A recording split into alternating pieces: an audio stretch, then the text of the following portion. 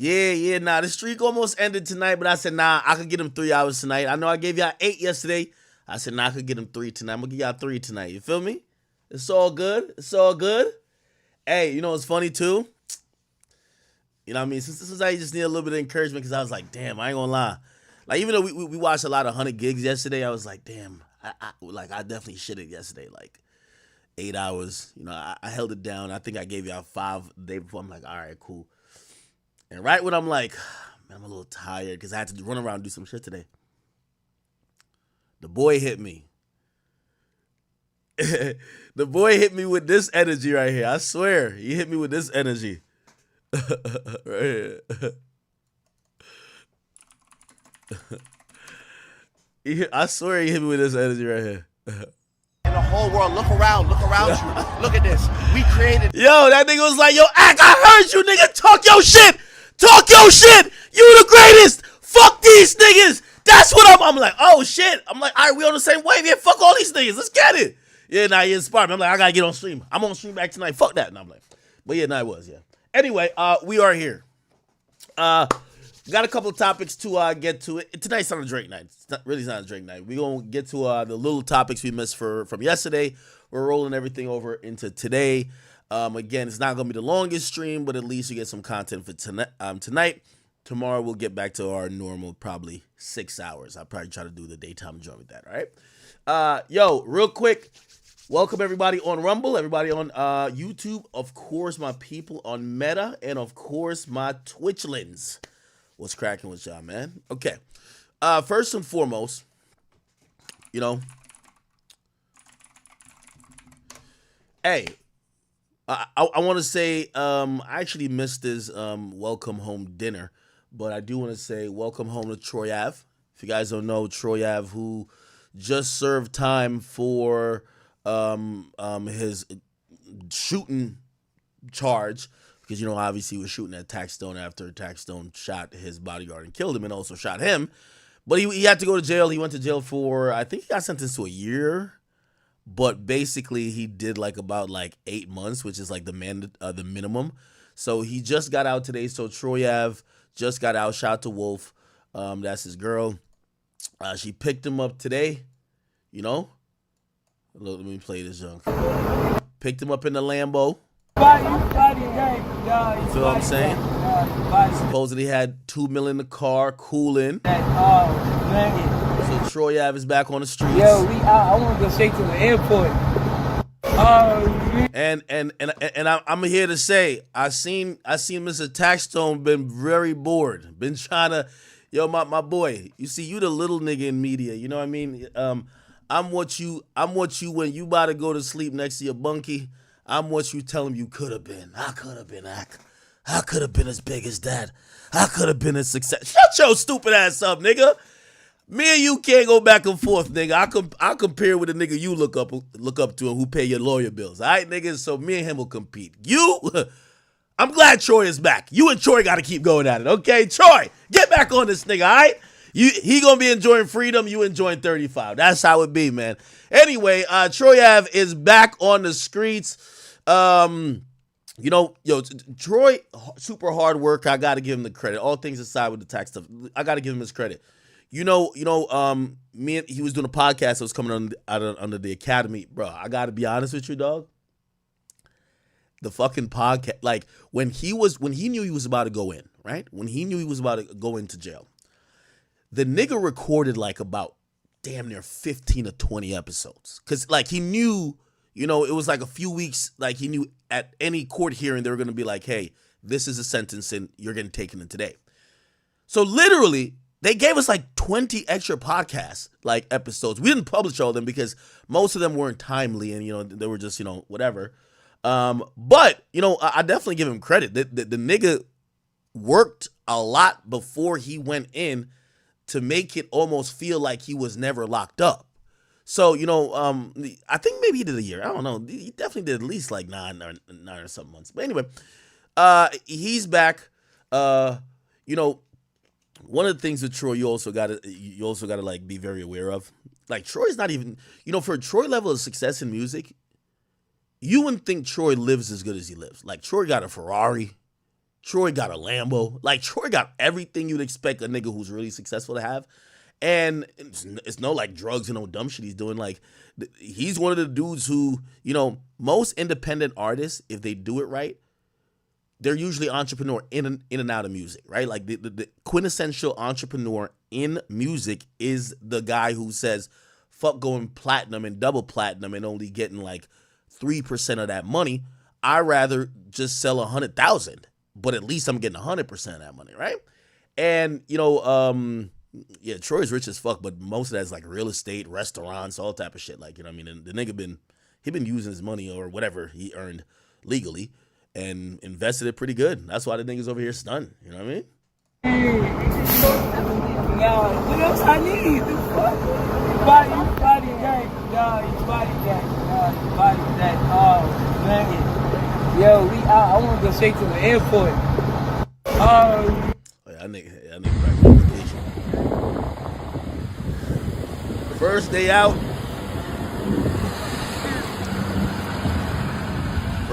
This nigga flexing, man.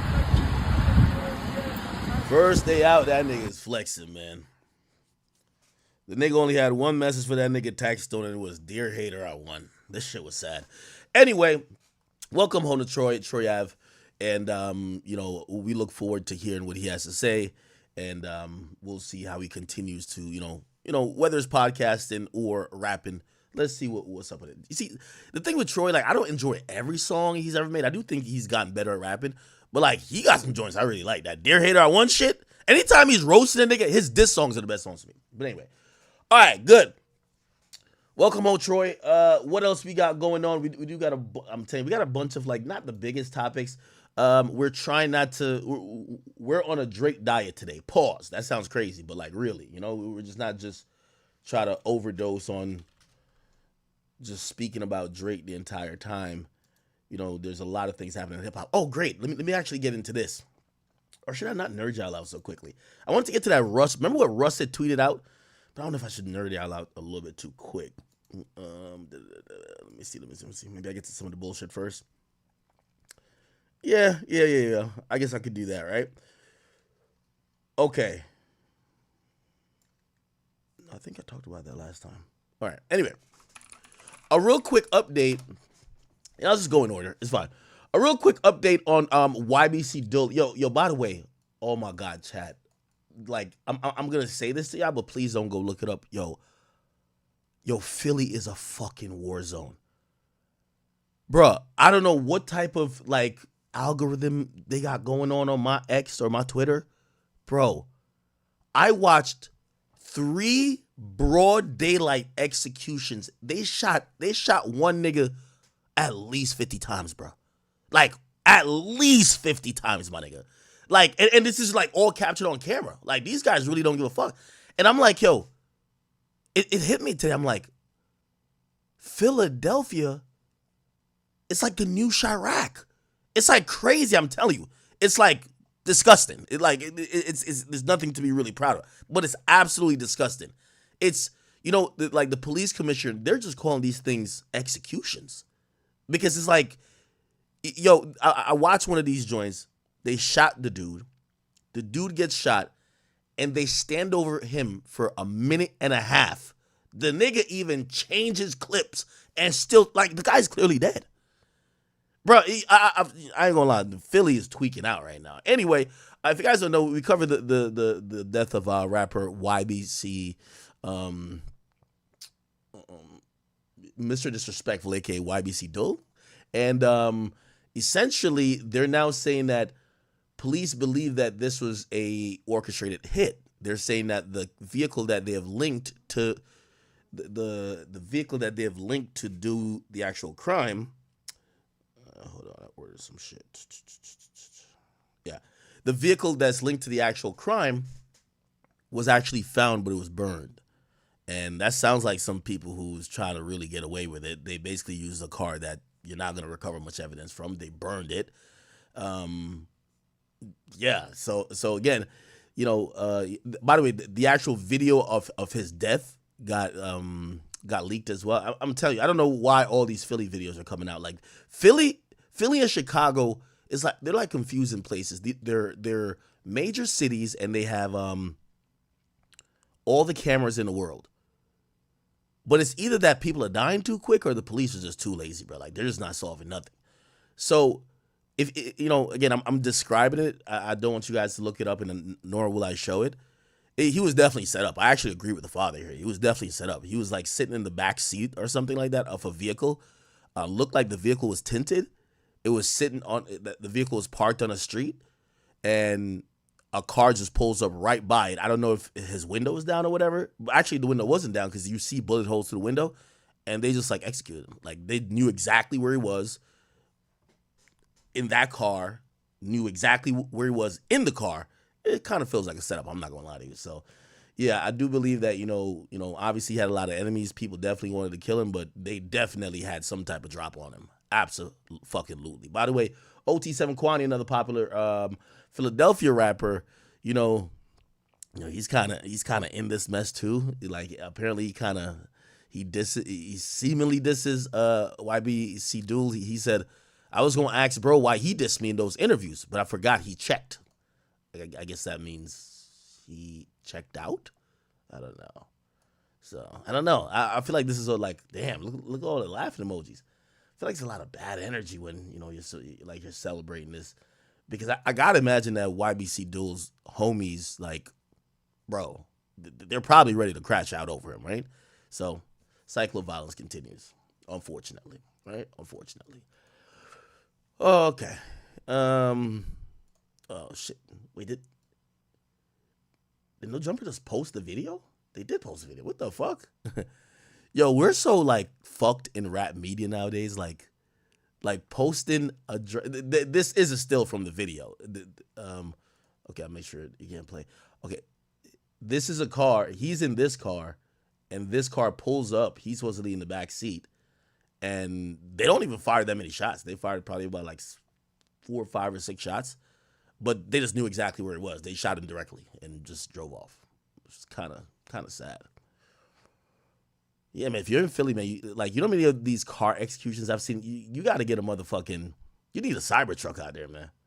Yo, Elon, man, yo, gift these niggas some Cybertrucks or something. God damn. Anyway, are the windows bulletproof on the Cybertruck? No, right? Oh, nah. So I guess that doesn't really help much. Okay. Really quickly, what was I going to get to? Oh, this was interesting. So, how many of y'all use the Telegram app, right? So, Telegram is like this, supposed app that encrypts your conversation with another person, and supposedly because it's a peer-to-peer type of thing, allegedly the Telegram server doesn't save messages, which people who are doing either crime or try to buy some illicit type of substances or whatever items, that's a more preferable way of communicating, because it's allegedly harder for the police to gain a copy of what was being said. Now, as we've seen over time, just like how we've seen with Silk Road, right? The guy who created that, in theory, this whole thing about, being like protecting the people who are using this thing and making it secure and whatever. It sounds good in theory, but then these places become corrupt and basically starts to facilitate full-blown crime organizations, right? Like, there's mad scammers that think that because they're conducting business via Telegram, they could never get caught.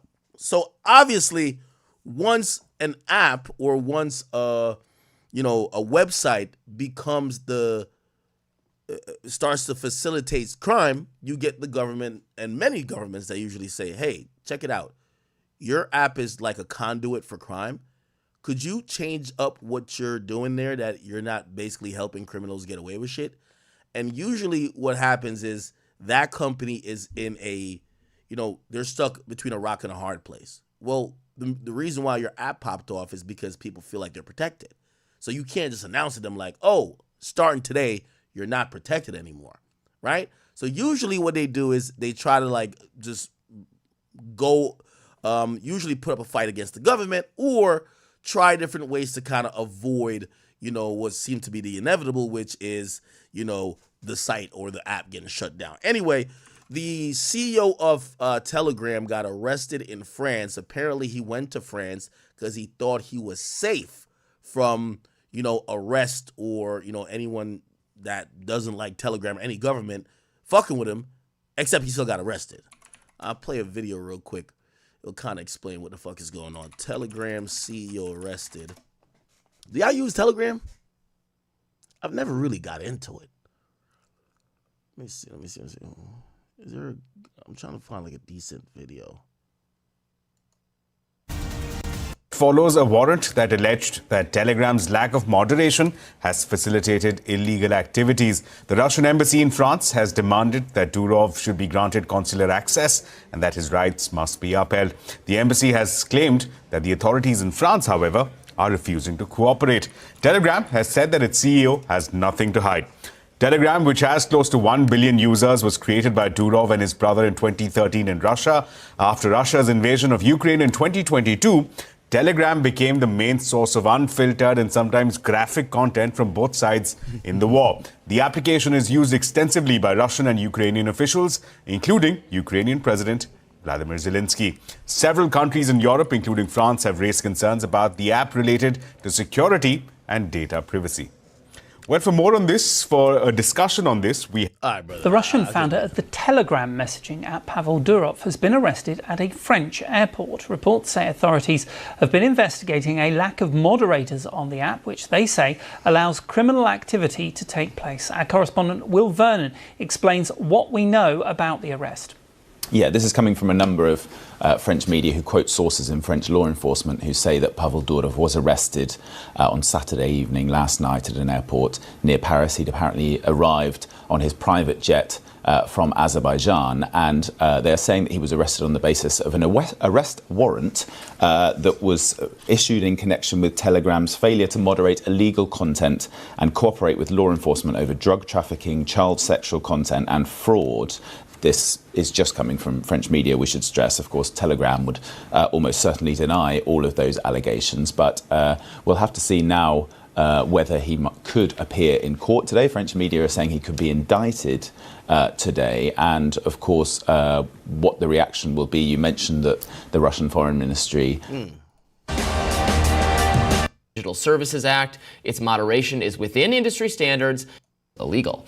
Durov's arrest at a French airport by that nation's cybersecurity and anti-fraud units is an important challenge for free speech globally. Durov was born in Russia and has French citizenship. The Russian embassy in France said in a statement that it asked French authorities for more details on the arrest. Meanwhile, Telegram said in a statement, quote, Telegram abides by EU laws, including the Digital Services Act. Its moderation is within industry standards and constantly improving. Telegram CEO Pavel Durov has nothing to hide, travels frequently in Europe. It is absurd to claim that a platform or its owners are responsible for abuses of that platform. We're awaiting a prompt resolution of this situation. While Durov's lawyer called the charges, quote, absolutely ridiculous. Now, many have reacted to this news. Yeah, I mean, honestly, truth be told, it's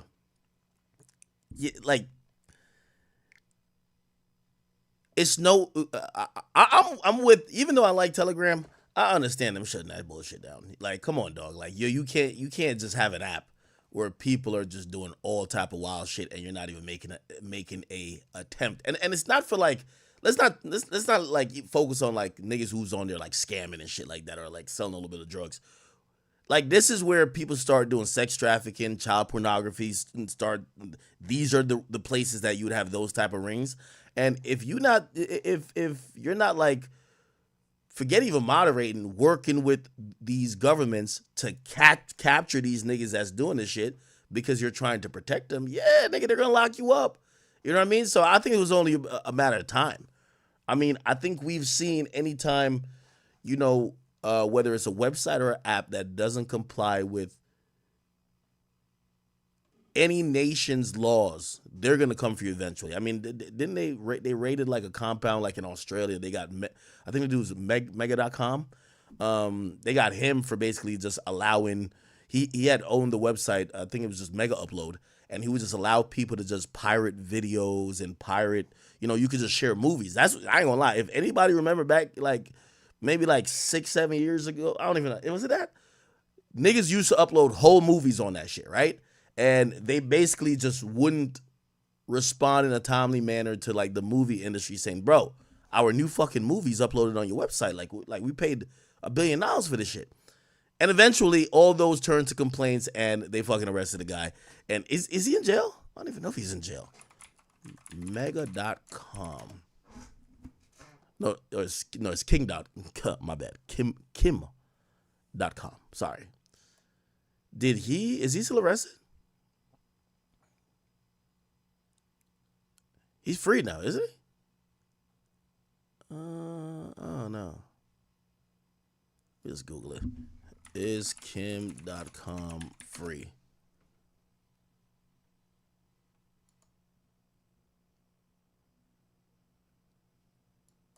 I don't know if he's free.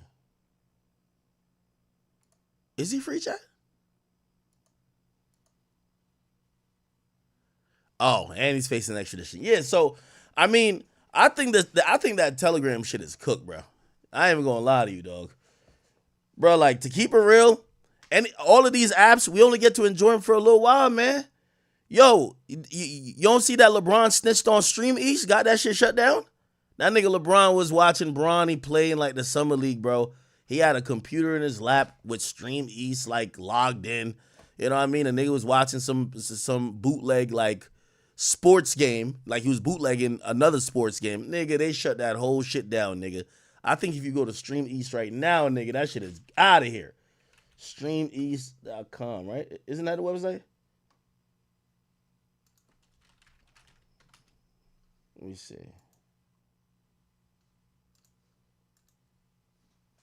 I don't know. This shit's still up. Never mind. It was down for a bit. There was a big ass federal logo on it that said, yo, we seized this site. And I was like, oh shit. Yeah. Feds seize Stream East. Yeah, there was a whole thing about it. Yeah, this banner appeared. The domain has been seized. But it says they made an instant comeback. What? Anyway, shout out to Stream East though. I think that Telegram shit is gonna come down crashing. Bro, you just can't have a unregulated app. It reminds me of Silk Road, and apparently this guy, if you hear about his wealth, the guy's a pretty modest guy. He keeps all of his. I think he's worth 500 million or maybe a couple billion or whatever. But he keeps all his money in crypto. He doesn't splurge too crazy. However, I don't think that, the feds give a fuck about that. And by the way, when I mean feds, I'm not only talking about U.S. feds. We're talking about federal authorities from any country. Because I think France is the ones who, executed their own warrant. But, usually once they get somebody like him taken in custody, everybody else comes out with their complaints and they're going to be like, yo, extradite him over here when you're done with him. You get what I'm saying? So eventually I do think that site's going to come down. And I think all they had to do, and maybe I don't know too much about the app, all they had to do is just the major things. Just make sure niggas ain't having no child pornography ring on there. Make sure niggas ain't ordering murders on there. Just make sure we get it. People want to have these secret conversations, but you have to make sure they're not doing the most degenerate shit on there, which obviously a government's gonna care. You get what I mean? So it is what it is. It is what it is. But yeah, I'm surprised streaming is back up like it never ended. Listen, did y'all see this goddamn thing right here, man? Yo, chat, I think I'm getting soft now, bro. All the people I hate, when I see them doing bad, bro, I just start feeling bad for them now, bro. There was a time I used to be laughing and shit. And we'll get to the Young Miami thing, but it's just bro, I seen Meek today, bro. Bro, Meek remind me of Smokey after that nigga took that first hit from the Mexican dudes in Friday, bro. He was never the same after that, bro. Like, every time this nigga raps, every time I see him, it just ain't the fucking same. I just don't know what it is, bro. And before I was just kind of laugh, but like now I'm just like, I'm like concerned and I'm like, I feel bad. You know what I mean? But this was him rapping over the Family Matters beat. Nigga with a black car, so the bad bitch, she selling it. Big fan, I'm like an elephant. It be really hard to park it. I be putting on Celine, Ricky Martin just to take my son to Target. They want to turn me to a target. Stomach turning, I'm starving. All of a sudden, niggas stomach turning cause the money burning and we ballin'. Yeah, DC for life. You gotta pop out early on lockout, you gotta sleep with your knife. I don't wanna see nobody in jail, I'd rather just keep it on sight. Glocks, black guys in my trap house giving me hype. Hype! I don't know what it is, chat. Bro, I listened to it, and this is coming from, remember, y'all do know, like, no matter what, y'all, you know, obviously I don't like the dude, but it's like, bro, you know I used to bump a lot of Meek songs. Like, I still bump 1942. I still, 1942 flows. I still bump Pray For Him. It's one of the hardest songs. Shout out to Honorable C Note. Bro, you got a catalog of some good songs, bro. I'm not going to lie to you. I would be a liar if I said otherwise. But it's recently, bro, I just don't know what it is, man. I don't know if it's the Diddy allegations. I don't know if it's that leaked tape, bro. Like, I don't know if it's that, bro. I don't know what it is, bro. I don't know if it's Lane in a blankie with Michael Rubin. I don't know what it is, bro. The shit just not the same, dog. And I'm at the point where I'm like, bro, I feel bad. I feel bad, dog. I feel bad. Get up. Like, I feel bad. Meek, just respectfully, leave this beat alone. Like, leave this beat alone. And usually I think, you know, you slide on a lot of beats. I don't think this was one for him. You get what I'm saying? The comments were nothing but complimentary to him. Niggas said, bro ruined an amazing beat. They said Meek Mill just opened his mouth. Somebody go tell him to shut up right now. Yo, and then somebody says, Meek Mill killed Summer 16, Pound Cake, Motto, On One, Woman for Life, 0 to 100. Real Meek knows he been snapping on Drake beats. I'm not gonna lie. He did kill those beats, but that's what I'm saying. I feel like that's a few years ago. Somebody said, bro never said the Diddy stuff didn't. All right. Someone said, Diddy changed this, man. Somebody said, bro up 8 M's, he ain't worried about y'all. Oh, okay, let's talk about something positive about me. This is how bad I be feeling, bro, because I'm like, bro, yo, you know niggas say there's to pray for times like this? Nigga, I used to pray for the time where all my ops are losing. Like, they're all catching L's. You feel me? And nigga, when I look up and they're all catching L's, like, I started to feel bad now. I'm like, damn, I thought I'd be happier, but I'm like, I feel bad. So I got to cover something positive about Meek. Fuck it, man. Let's cover something positive about Meek.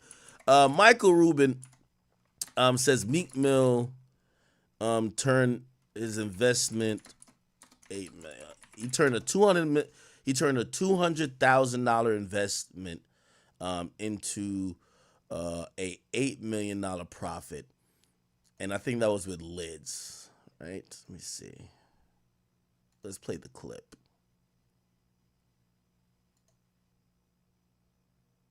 I'm always trying to help you. There's just so many business. If you think about it, like, look at Jay-Z. He's an investor in Fanatics. We own Fanatics Sportsbook together. We own Mitchell Ness together. Mm-hmm. You know, look at Travis. We're doing the collabs together. Look at Meek. He was an investor in Lids. By the way, Meek's single best investment in his life.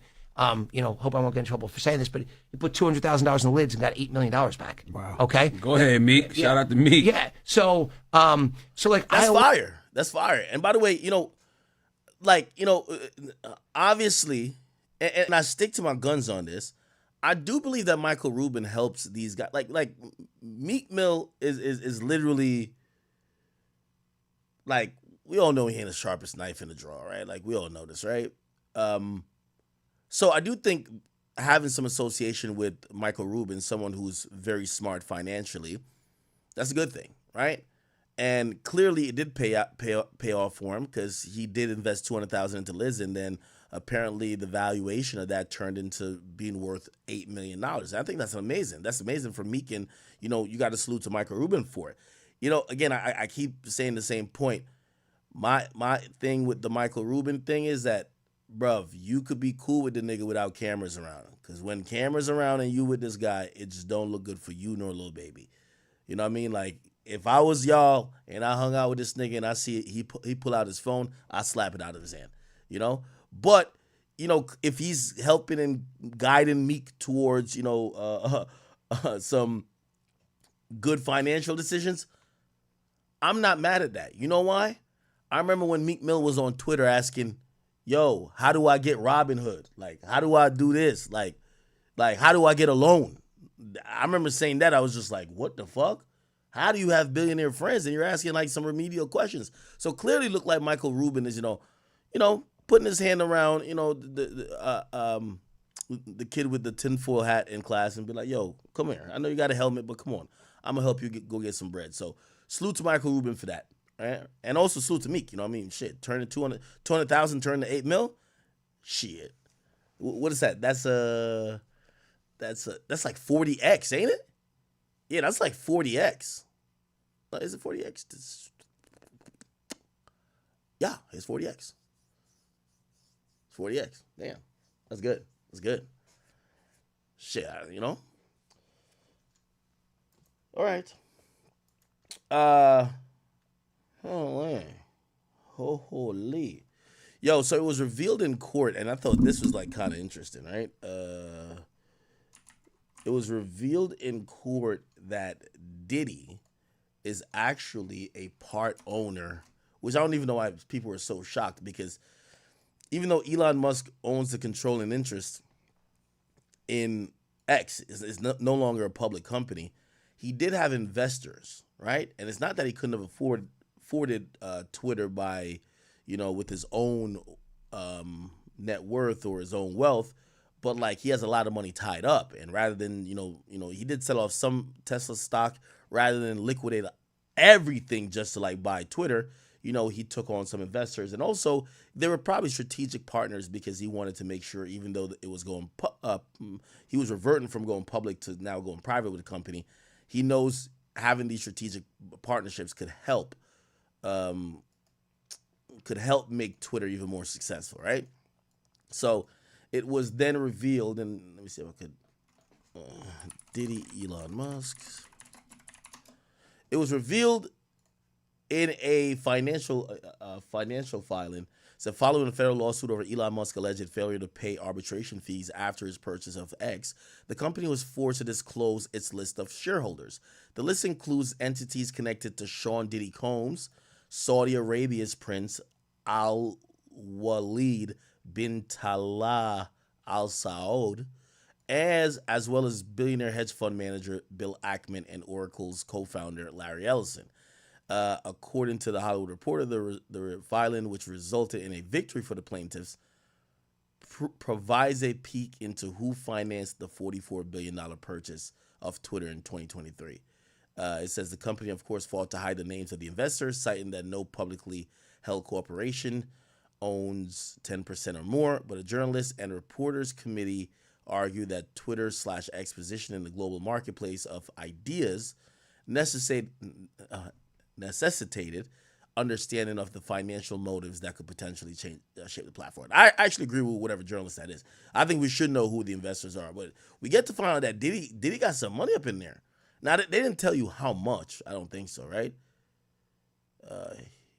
Here we go. What is this? Here it is. So these are the companies that have some interest in there. Is there anything that says Combs? Oh, Sean Combs Capital. There we go.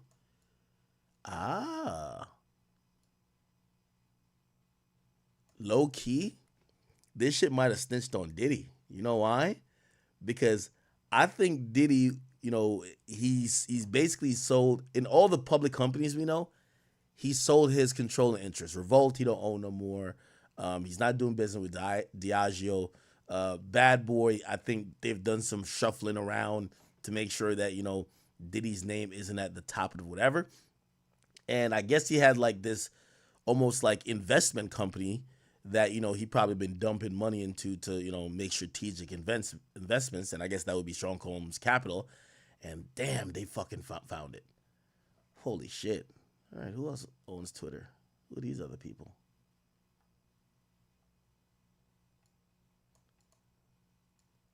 Oh, this is Larry. This is Larry Ellison shit right here. Who are these other people? I don't know nobody else. These are just like companies.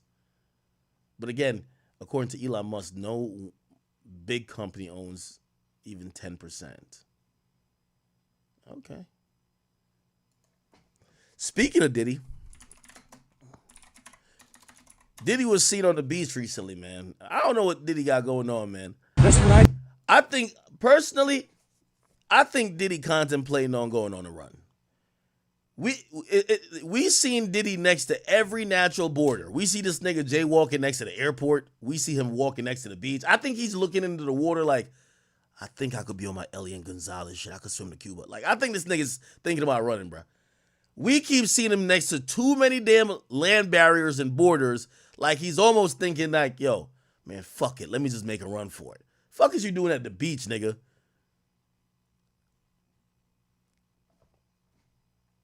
This is him, though. And this is, what do you call it again? Stevie J. Where's our stuff at? Either that or Diddy might be scouting out. The only thing you got to make sure, we don't know if he's scouting out the adults or the kids, or the men or the women. We don't know who he's scouting out. That's the thing.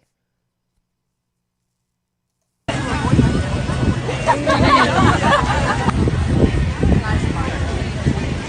a lot of pressure.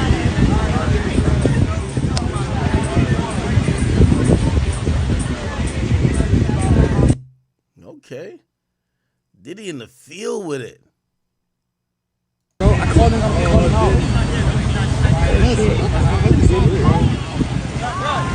Where's our stuff at? Yeah, Diddy look lost, bro. Where's our stuff at? Hey, chat. Am I fucked up for saying that I slightly feel bad for Diddy? And not necessarily Diddy the person, but feel bad for someone who's in a situation. So let me get, like, I guess Diddy's the placeholder, but I guess I would feel bad for somebody who, no matter how much you have in this world, like, the entire world opinion of you just switched, and then you're like a sitting duck, kind of almost waiting. I think jail seems inevitable, right?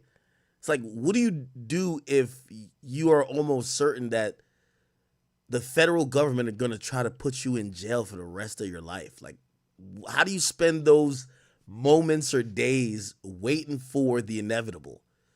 Do you just keep living like, it's kind of like, it's got like, there's this movie about people being told their death date, and once they know their death date, they move completely different, right? Like they just start, their actions start to match the date that they're told. Now, Diddy knows that there's an indictment about to come. Probably in a month, probably sooner. If you're Diddy, what do you do? Like, how different do you live your life? And I think that's what I'm like when I'm watching like his body language.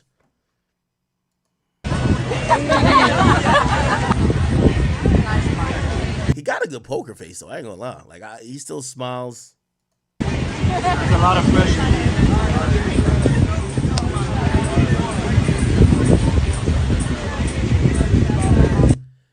Yeah, it's like, it probably feels like there's probably at no moment, during the day that his mind could just be completely clear and not be in a constant state of worry. Like, let me ask y'all a question.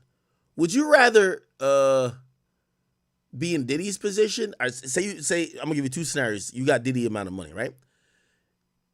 Yo, you're basically sitting waiting for whenever the feds are gonna come lock you up on this indictment, or you're just chilling, enjoying your life, living life as normal, and they just pop up one day. But you at least weren't stressing about them coming. Because I do think Diddy is probably stressed the fuck out, dog. He gotta be. You'd want to know? There's no going on the run, bro.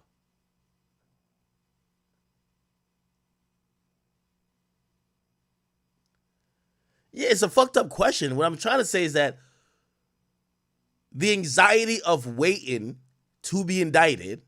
Do you rather that, or do you rather just, if it happens, it happens, but you're not thinking about this all the time? Somebody said you're looking at a man enjoying his last day of freedom. Well, that's also a sad, like if we're thinking that that's what this is, that's also sad too. You don't think? I think that's sad. Go to Bali with Russell? You heard what that nigga Russell say, man. That nigga was sending us a smoke signal to Diddy. It's like, Diddy, nigga, I made a nest over here, nigga. Why you not here yet? Russell Simmons. For Comedy Hype. Be working, not hiding, and I'm going to wish you all a beautiful evening. Apology? Are you lost? I'm your friend, black people. I've been my whole life a supporter of all the initiatives that lift you up.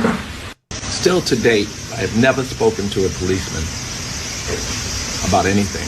I've never spoken to a judge, civil or criminal, about anything. From what I...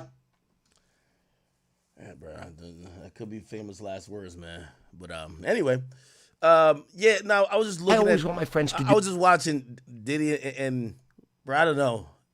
Maybe I'm projecting.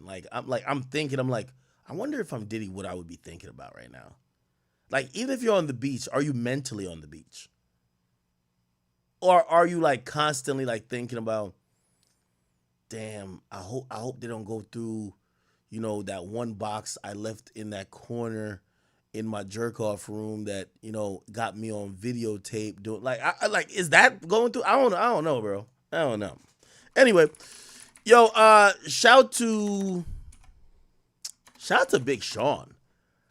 Big Sean actually was breaking down. Oh, by the way, Diddy's ting. Yo, remember the girl that Carisha was like, yo, if I wanted, I could have you on your knees eating my pussy. I could have Diddy tell you to eat my pussy on your knees or whatever. Yo, you could tell his shorties probably are thinking it's done because they're starting to pop back out now. They're trying to pop out and show another sugar daddy what they got working on. You get what I'm saying?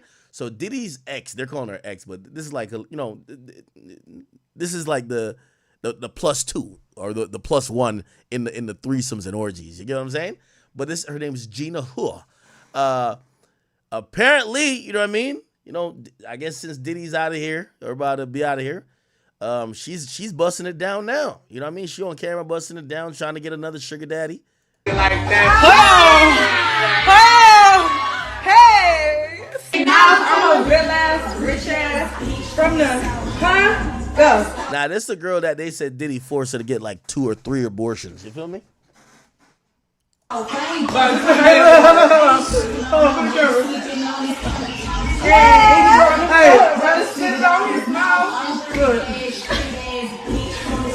Sure, I'm gonna keep it a bean with you.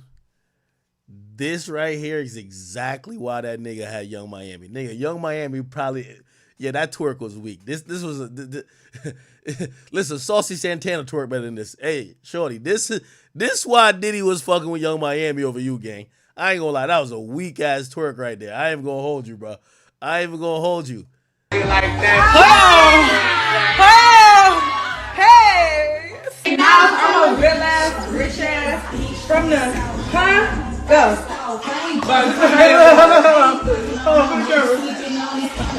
Hey, brother, spit it on his mouth. Good. If you gonna have shit, get it up for breakfast. What is this? Where you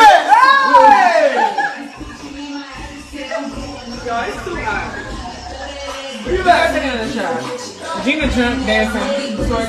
Where you at? Yep, this is what happens when, you know what I mean? She realized the billionaire sugar daddy is probably gonna be out of here. She got to post.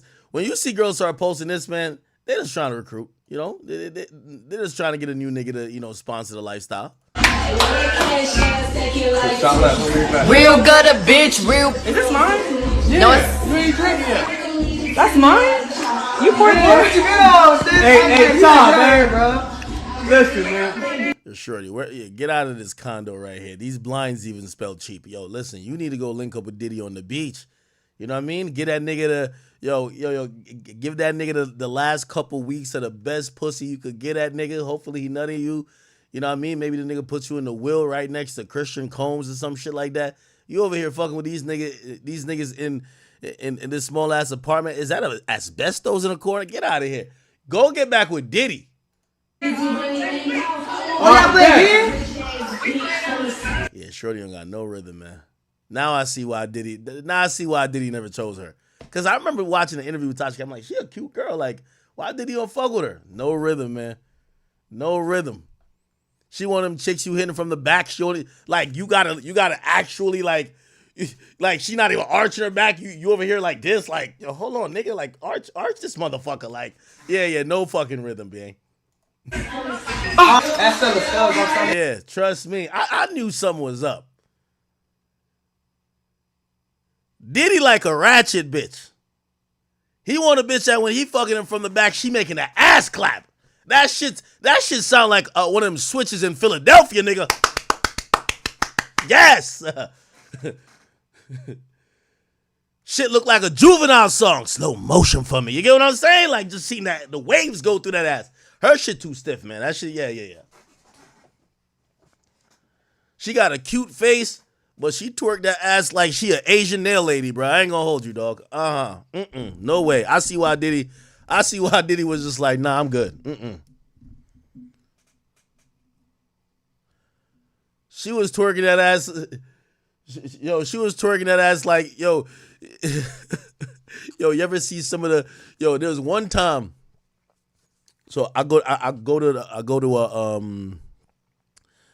a spa, right? I went to a spa before. One of my mans, like, he's like a spa pro. I've never got no happy ending type of shit like that. I think that's kind of weird, to be honest. But this man's a pro, and he love it, right? Now, first and foremost, because I asked the nigga the question, he's like, act, trust me. He's like, nigga, like, when you in the spa or whatever, he's like, they're doing whatever. He's like, man, you got to get the whole package. They'll just like rub one out for you. And I'm like, bruv, the whole time I'm looking at him, I'm like, yo, nigga. So I remember, I was like, nigga, what spas are you going to? Because the spa I be going to, nigga, these bitches that come out to give you a massage, nigga, they look manly as hell. They got hair on their arm and shit, nigga. The whole time I'm looking at him like, yo, is this a lady? Nigga, there ain't no bad bitches at these spots. These bitches built like SpongeBob SquarePants when, like, I don't know what the fuck. But that nigga was just like, that nigga said, it don't matter what they look like. That's when I was like, you got it, gang. You got it. You a freaky ass nigga. You a freaky ass nigga, bro. You a freaky ass nigga. Now, I didn't do it, but even if I was about to think about doing it, this is what I realized. I learned something about me. I ain't gonna lie, bro. Like, I'm more of like a face guy. Like, nigga, if you look too rough in the face, I can't, bro. Like, no way. And also, truth be told, I told y'all before, as I told y'all, I never paid for pussy before because, like, nigga, if I ever had to pay, my dick would not get hard. What the fuck is this? Okay. But yeah, no. That's the vibe Shorty give me here, man. She give me sandpaper. Like, you know what I mean? Like, the nail lady or one of them chicks that you be seeing in the massage parlor, man. But anyway, I see why Diddy never gave her no goddamn kids. Gina, you got to get your twerking a little bit better, Shorty. Anyway, I was really trying to show my man Big Sean. This nigga is hollering. Yo, Sean, what's going on with you, brother? My boy Big Sean hollering on the gram, bro. I'm gonna take my time. The whole concept of the album, though, is like better me than you. So it's like when you go through your shit, it's like you the one who can handle it. So that's the concept of the album. So that's why I always remember, like, because it gets hard, your faith get tested for sure.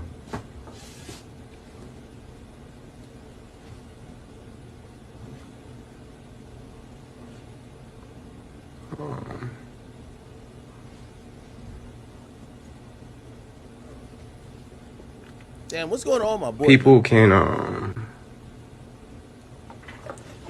you know, when you make art, you put your heart into this shit, so.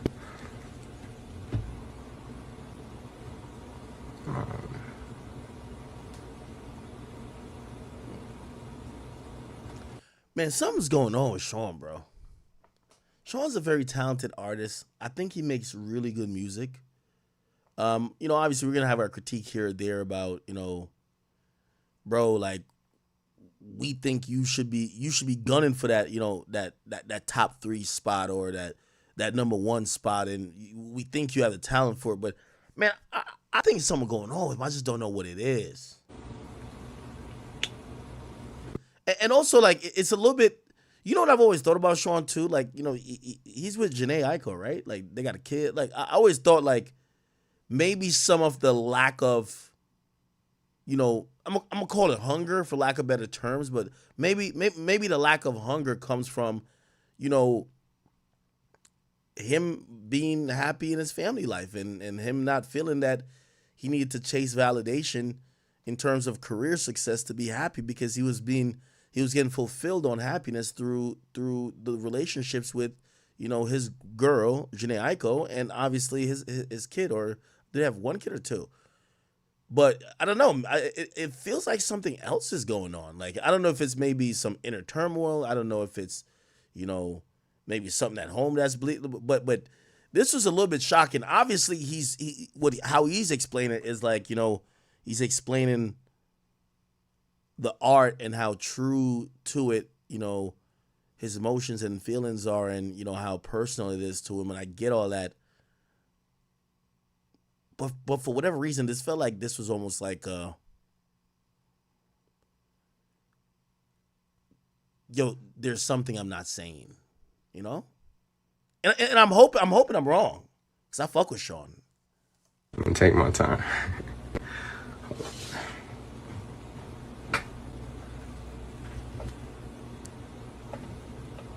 Yeah, nah, he's shedding tears, bro. Something's going on, bro.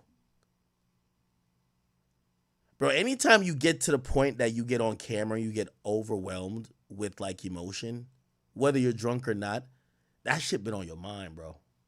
That shit been on your mind, bro. I'm telling you, that shit been on your mind. That shit been on your mind. I'm wondering what it is.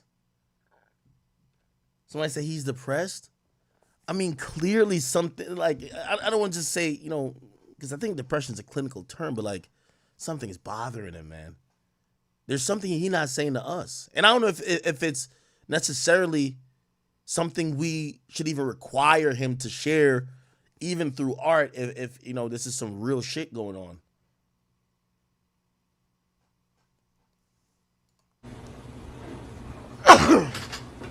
Also, I don't think Sean is one of those people who hops online and does a Tyrese. No disrespect to Tyrese. I don't think he's crying on camera for sympathy. I think this is some genuine shit.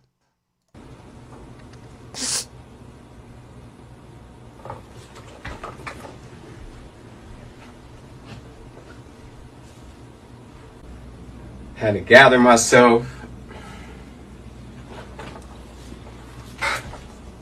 You know, but like I was saying, when you make art, you put a lot into it, and, you know, I definitely am a. Yo, in moments like this, and again, I'm just like spitballing here, right? Moments like this is where I also wonder, where is his girl? Where is the people that love him? Because, you know, sometimes a nigga could get consumed in his own thoughts. He could just kind of also feel alone. He could just be like, yo, nobody understand me. Nobody's supporting me. Nobody, like, you know.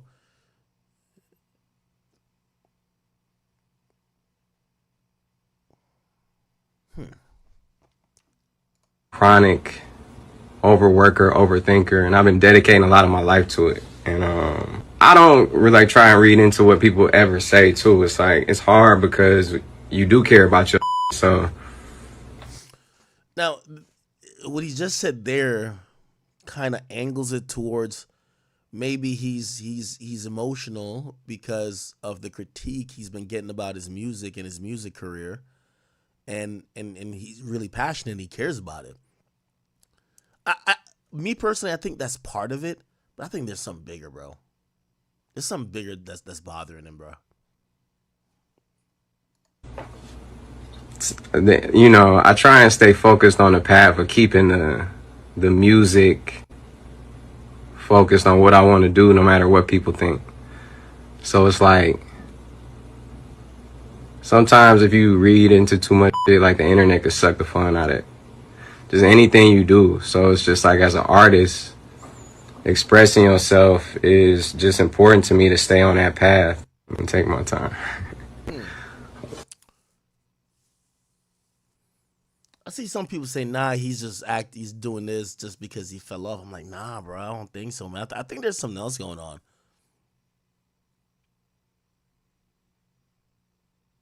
This guy has all the talent in the world. I do think, you know,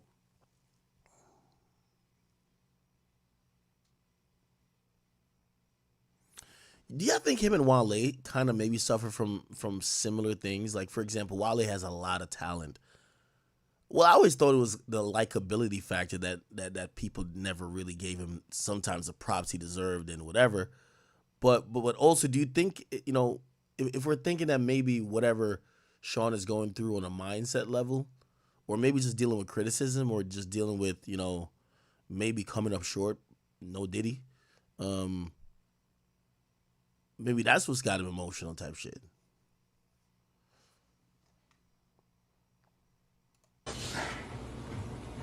The whole concept of the album, though, is like better me than you. So it's like, when you go through your shit, it's like you the one who can handle it. So This might be his closest and most personal album yet, if that's what it's going to be, right? Because it looked like something's on his mind, and he looked like he's trying to put it through music. General Surgency, thing for the 20, says, being the best, but being slept on for so long will do that to you. No way Drake, Cole, and Kendrick should be getting mentioned without them. I always thought it was Drake, Kendrick, Cole, and Sean, and Wiz for this generation. That's passing now. I don't put Wiz in there? Like, no disrespect to Wiz. Like, first of all, Wiz can't rap near to Drake, Kendrick, Cole, and Sean. Nah, I wouldn't put Wiz in there, but I kind of agree with you, though.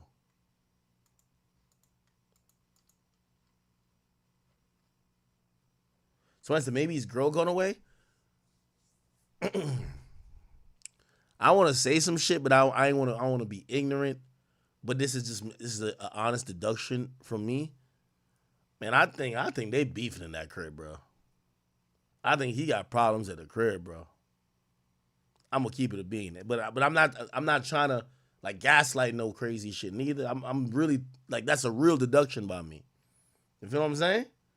Now I could tell you why I think that. Why I think that is that.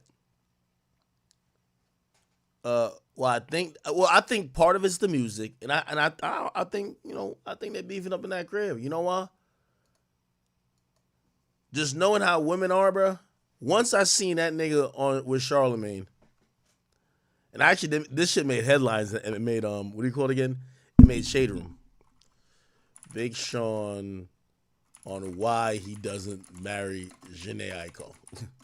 Nigga, you know, nigga, they haven't gotten married in 8 years, and he said there was work to be done. Nigga, if you don't think they were beefing like Bloods and Crips, BDs and GDs when he got home, nigga, when she seen that, nigga, you think any woman want to hear you go on a fucking interview and say after 8 years and somebody said, hey, are you gonna ever marry her? We still got some more work to do, nigga. Nigga, he probably walked in, nigga, got a hot iron thrown at his head, nigga, pots, pans, all type of shit, nigga. It was beef. Trust me, gang. I'm telling you, bro. Bruv, I'm telling you. Nigga, I'm telling you, bruv. Nigga.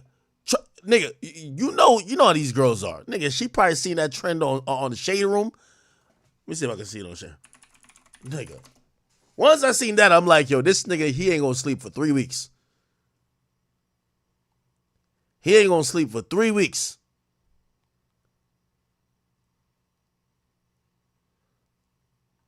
I'm trying to see if I can find the thing.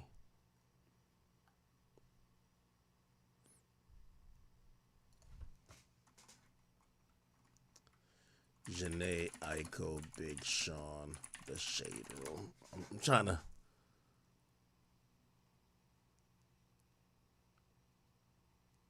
Nigga, because you know them little single baby mamas that was in there probably gassing Janae. That's why we don't fuck with these niggas. All they do is waste your time. Let me see. I can't find it. Why the fuck I can't find it? Let me look at neighborhood. Even neighborhood talk will go have that. So that's what I was thinking. Why is this article popping up all the time? Talking about Janae Aiko was a downfall of Big Sean's career. Do y'all think that?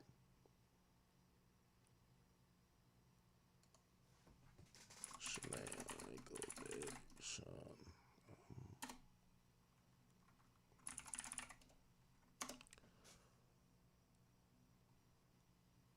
I'm trying to see if I can find it. I guess Shade Room IG, no?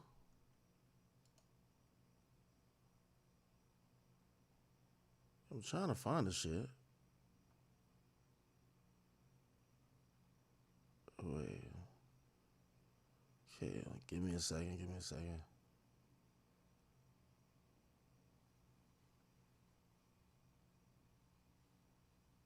Alright, nigga, I can't find it. Anyway, page 6 got it. God damn, they hating on my ad blocker. Alright. This was a clip. It was on Charlamagne's show. Oh, right here. Here we go.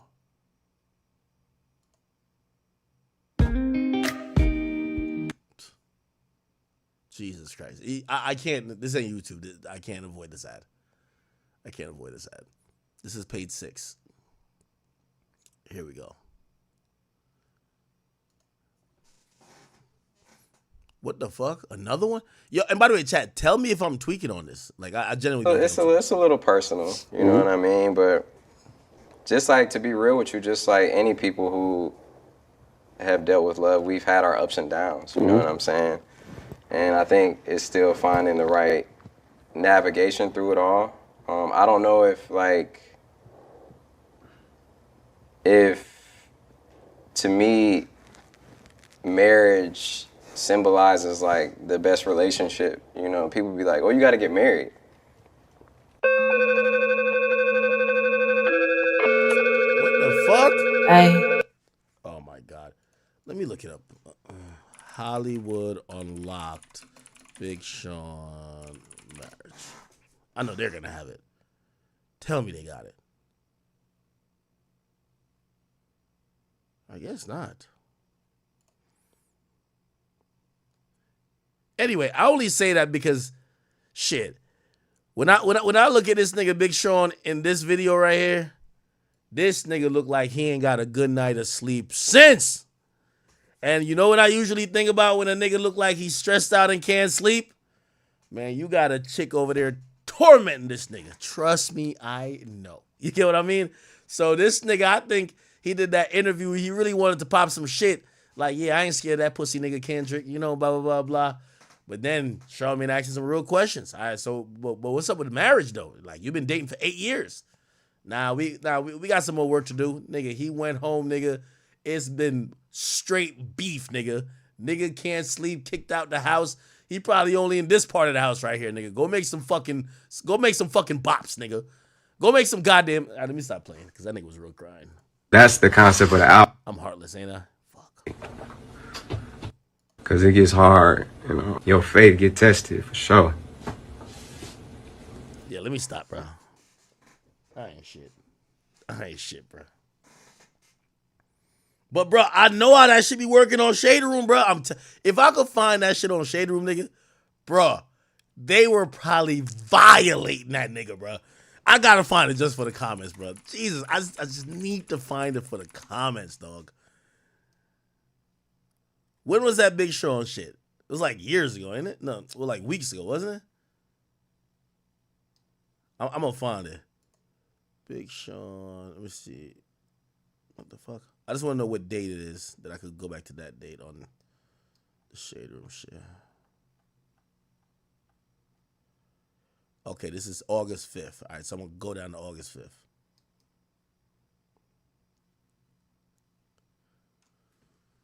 Yo, all I do like on a daily basis, I always have like some type of social experiment that I'm running on like say Shade Room's audience, because there's such a monolith who all think and feel the same. Because really, it's kind of like it's the same swath of the demographic. Mostly disgruntled, well, mostly baby mamas who not with their child's father. All right, we're getting there. Fuck, a lot of scrolling. Damn, these niggas post a lot. You say you think Janae Aiko cheat? Janae Aiko don't treat me. She don't come across to me like a cheater. Not Janae. Okay, here we go. All right, we almost there. We almost there, people. We almost there. Yeah, all I want to do is just read the fucking comments. What was it? It was August what? Like, let me just scroll slowly now. Where is it? Where is it? I know it's on this bitch. Give me a second. This was during the Olympics, right? Got Uzi post. Where we at with it? Oh, nah. We should have passed it then. What the fuck?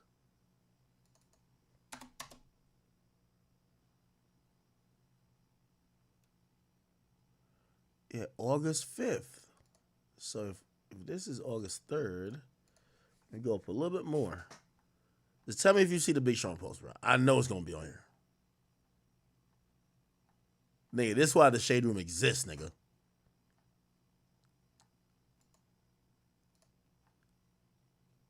This is exactly why the Shade Room exists. Is it not here? What the fuck? Yeah, I don't see no post about Big Sean. Yo, somebody send me a link, bro. Cause I'm getting obsessive now. Like, no way I did all that scrolling not to find nothing. I'm tight. No way I did all that fucking scrolling for no reason.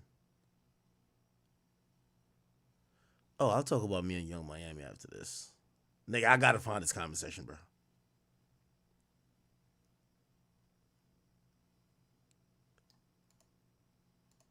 Fuck.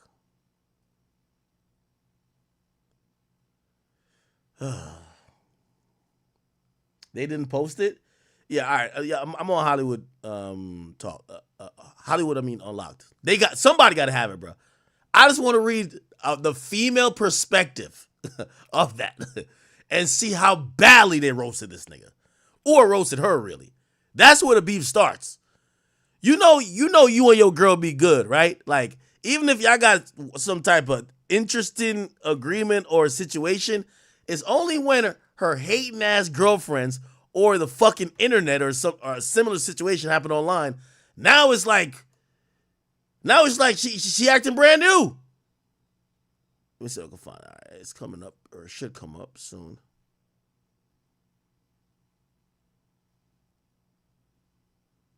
Maybe these niggas don't fuck with Charlamagne or something like that. The fuck? It was Charlamagne's content.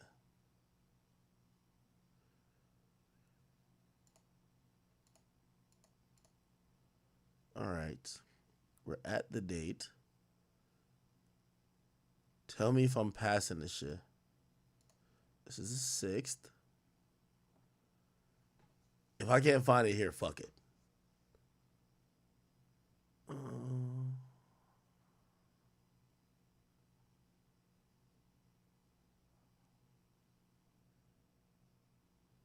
I retarded? Okay, this is the 5th.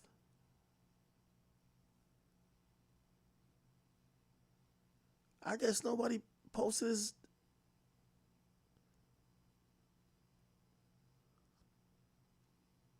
Nah, these pages are slacking.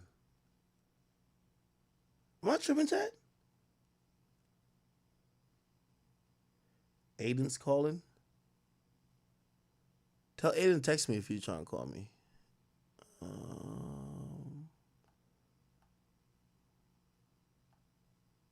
Bro, I don't know what happened. I guess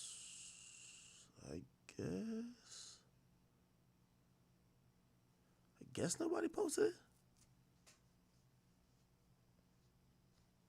I guess not.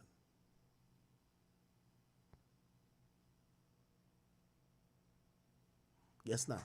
All right, whatever. I hate when I get so obsessed over some shit. That's why I'm still scrolling. All right, it's over with. All right, anyway. Yo, chat, pretty much. So today, Young Miami tweeted at me. Young Miami actually tweeted at me today, and her tweet said, "Let's do Carisha Please Season 2 Academics. I would love a sit down from my POV. Everyone POV is important." I responded back to her. I said, "I'm down."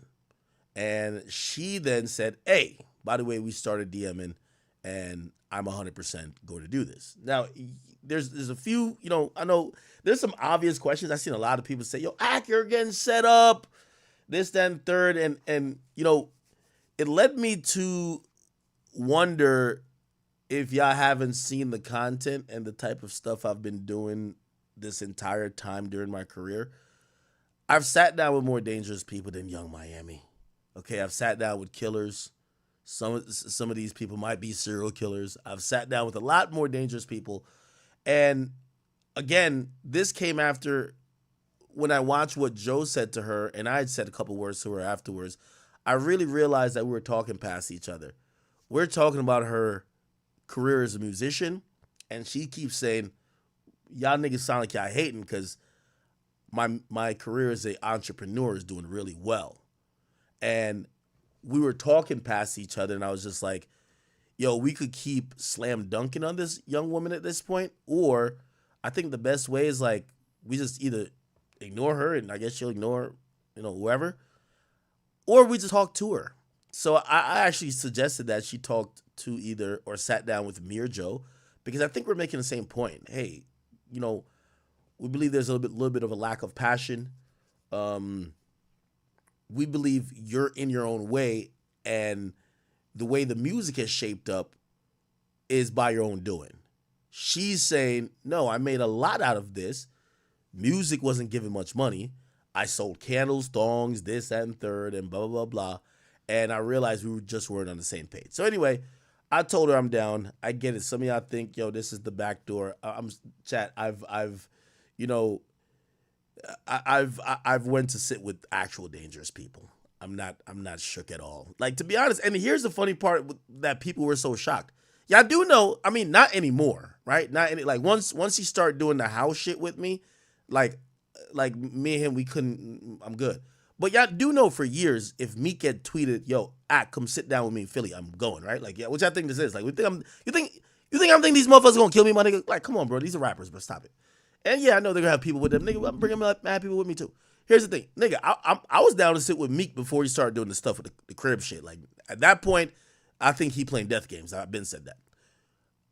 If Lil Baby want to sit down with me, I'll sit down with him. Why not? What the fuck not? Like, y'all niggas be, yo, we've never seen none of these motherfuckers that y'all are scared of do anything scary to people. But y'all think that I'm like, oh my God. No, nigga, I'm gonna sit with Carisha. Probably gonna be a good episode. Whatever it's gonna be. I'll match her energy. I'm gonna be honest with you. I know it's gonna be if it's her platform, it's gonna be a female-esque type of audience. I'm not going there to say fuck all y'all bitches. I'm going in there for understanding. So I would be going in hopefully with a mentality of, yeah, I'm gonna meet your energy, but I'm not going there to, be on some misogynist. No. Because like, I think this is also, truth be told, because I also seen people say this to me. Yo, she's trying to use it for a class. No, I think this is a mutual exchange, to be honest. I think there's a huge audience of women who misunderstand me. Like, they only see me on Hollywood Talk, Hollywood Unlocked, the Neighborhood Talk, and Shade Room with a minute clip of me roasting somebody, so they have the opinion Ak is just this bully that is just hating on women. He dislikes women, right? They don't know that I kind of have the same perspective to men who do the same things. So the problem there is they've never heard me in long form have a conversation.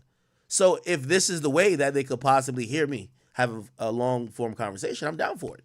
So again, I don't think it's, oh yeah, none of that. You know what I mean? And also I think this is a way for Carisha to,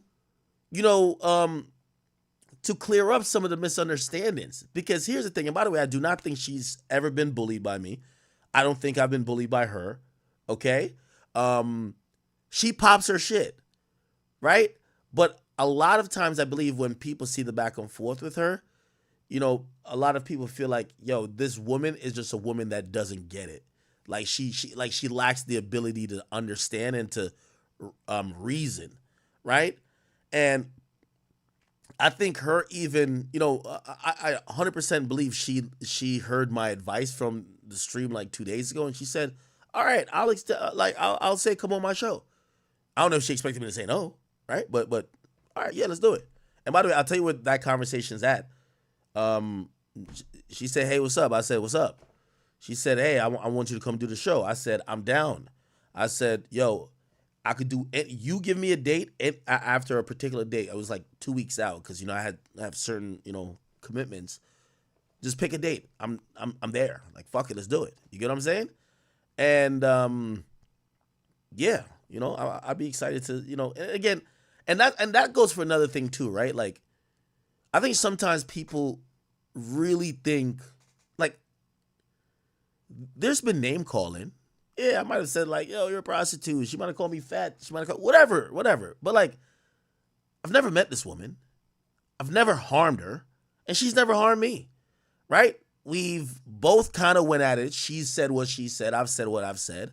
A lot of her audience like what she says. A lot of my audience agree with what I'm saying.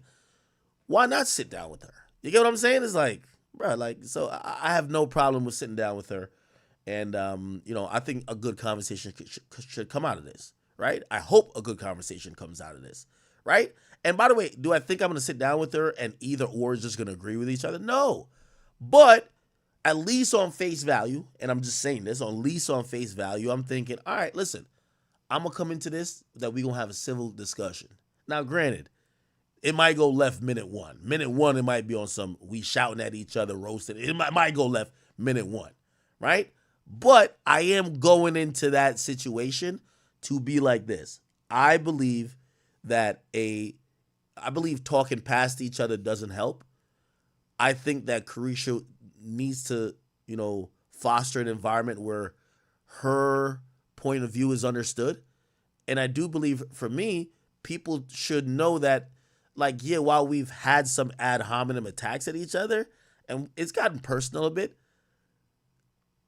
I'm not just here just to hate on her because she's a woman. That like, if you think like that, you're like remedial, right? Like, I'm the type of person who watches 6 hours of Drake just recording vocals, right? So it's like I'm a person who, I would have the same type of energy for other people.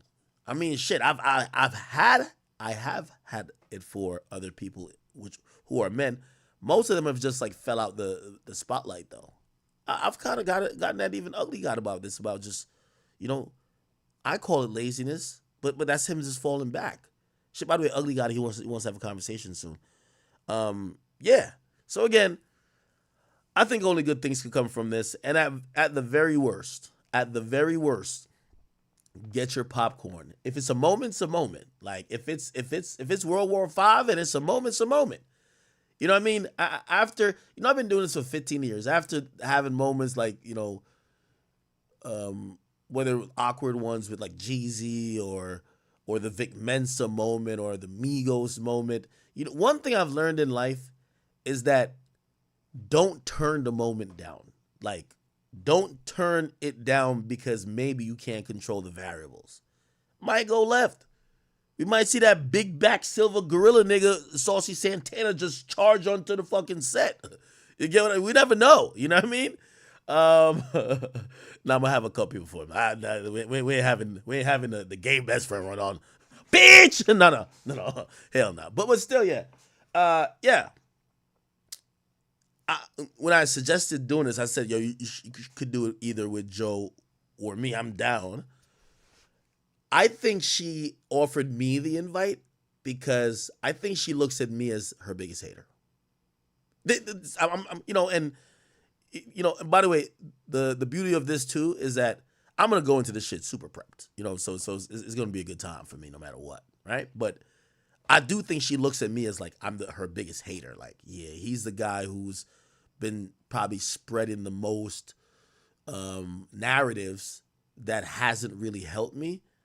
And if I could either maybe not change my mind, but if I could, I don't even know how she's looking at it. She might be looking at it, well, I'll just make him look stupid. And if I make him look stupid, that'll do a lot for me. Or she might be like, well, if I get him to understand, maybe a lot of people who think like him will be able to understand, and that could, who knows, all right? Who knows, man? Who knows? I see people say, don't do it. Bruh, I'm telling you, there was a time, I'm telling you before, if Meek, I wanted to sit with, but again, I never beg artists for content because it's never that serious. I'll talk about you more than I want to talk to you. But like, I've always thought, and think about this, if Meek Mill wasn't that egotistical and he was just like, yo, Ak, I want to have a conversation with you. And by the way, you know what, Meek to me, he's a really stupid nigga. Literally really stupid. But I've always said I like his interviews. His interviews, because he speaks very, not well, but he speaks to the plight of the niggas that live in the environment that he comes from. He speaks to where street niggas listen to him, and it's not about logic. It's about, yeah, that's a real nigga who's saying some real shit. Like, that's what you get when you watch a Meek Mill interview, right? I always thought that me and Meek could have had a good conversation, but his ego is too much. Like, ego is one of the worst things that happen to rappers. Like, it's the same thing with Baby. I told you, like, I knew Baby's ego was out of this world. I don't care what or how humble he purports himself to be. When he started calling me boy a million times, I was like, all right, this guy thinks he's the biggest guy on earth. I got to give Carisha the credit because egotistically, she could have just said, hell no, I don't want to sit with this nigga. Or, again, just not seeing how this could potentially help her. Because I do think that if we have a good conversation, I think it helps both of us, truth be told. I think there's a lot of these women who follow her that could probably be like, oh, I listened to this guy. Like, he kind of was fair. And he had some critique, but he also, he listened to your side. He listened, right? And I think those people could get a slightly more of an open mind about me. And I think 100% she could get the understanding of what people are critiquing her about instead of her just chalking them up as haters. And also maybe get her point of view. And that point of view would be, okay, this is why you've seen A, B, C, and D. It's not what it seems to be, is because of whatever. And, it is what it is, man. It is what it is. Okay. Somebody said, Saucy Santana go slap the fuck out of you. Why I keep saying Nicki Minaj husband? What's going on with that?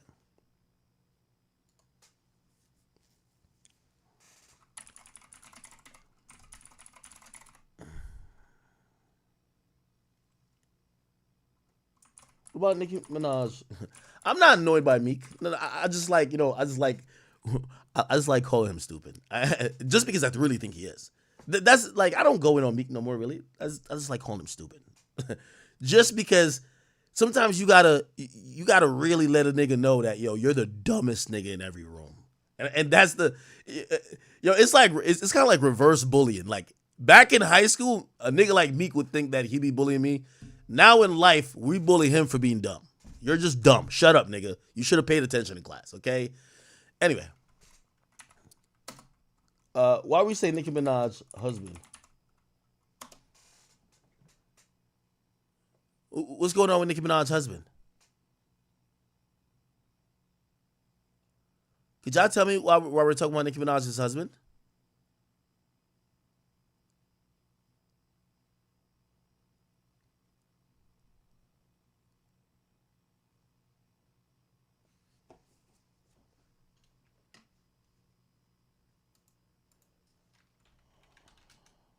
Wait. Nicki Minaj's husband. What happened?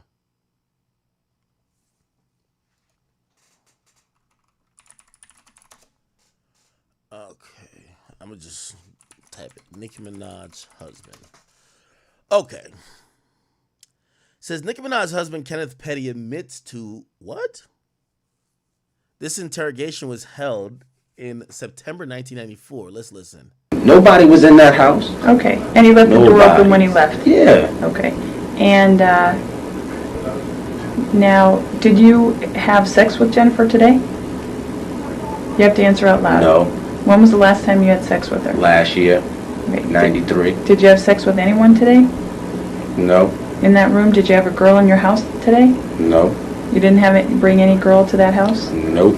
Okay, so if somebody said they saw you bring somebody to that house, they would be mistaken? Mm-hmm. Today? Mm-hmm. When was the last? Nobody was in that house. Okay, and he left the door open when he left? Yeah. Okay, and now, did you have sex with Jennifer? Queens. But before I speak with you, I want to read you your rights. Now, I understand Officer Booth has spoken to you before in the presence of your mother and your father. Is that correct? Yes. What's your mother's name? Annette Petty. And this is your father who's seated here? Julian Petty. Okay. And Officer Booth read you your rights previously? Yes. And you made certain statements to him at that time? Yes. Okay. And Mr. Petty, you were asked to sign the memo book? Yes, I was. And you did so? Yes. Now, Mr. Petty, you have the right to remain silent and refuse to answer questions. Do you understand what I have just said? Yes. Anything you do say may be used against you in a court of law. Do you understand what I have just said? You have the right to consult an attorney before speaking to the police or to me, and to have an attorney present during any questioning now or in the future. Do you understand what I have just said? Yes. If you cannot afford an attorney, one will be provided for you without cost. Do you understand what I have just said? Yes. If you do not have an attorney available, you have the right to remain silent until you have an opportunity to consult with one. Do you understand what I have just said? Yes. Now that you have been advised of your rights, are you willing to talk to me and to answer questions? Yes. Okay, as I said, I understand you want to talk about an incident which occurred at 123-40 Inwood Street in Queens today on September 16th, 1994. What do you wish to say about that? It didn't occur there. What? I saw the girl on the boulevard of Rockaway Boulevard. I was walking down the block. It was like 8 o'clock in the morning for school. And I went to wake my uncle up for work. So as I was coming back, I bumped into this girl named Jennifer. And her friend was walking. It was a male friend. So, and I know him. He's my friend. So we talking, and she was just sitting there. So after that, I just left. And I went back to my house. So I went to sleep. And my uncle had left and went out to work without locking the door. So the next thing I know, police was up in my face, talking about I had raped somebody, and I did not rape nobody. Okay, you saw Jennifer today? Yes. And who was she with? She was with this boy named I think his name. Okay. Wait, is this? Yo, does anybody have? Is there a YouTube video?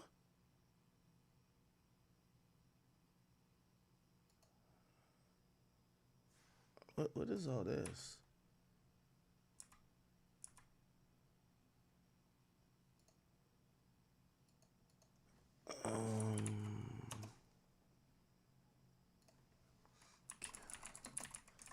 I didn't hear a confession. I'm gonna be honest with you. Tell me if I'm wrong. Nicki Minaj husband. Oh, this is a full interrogation video? Where's the full shit?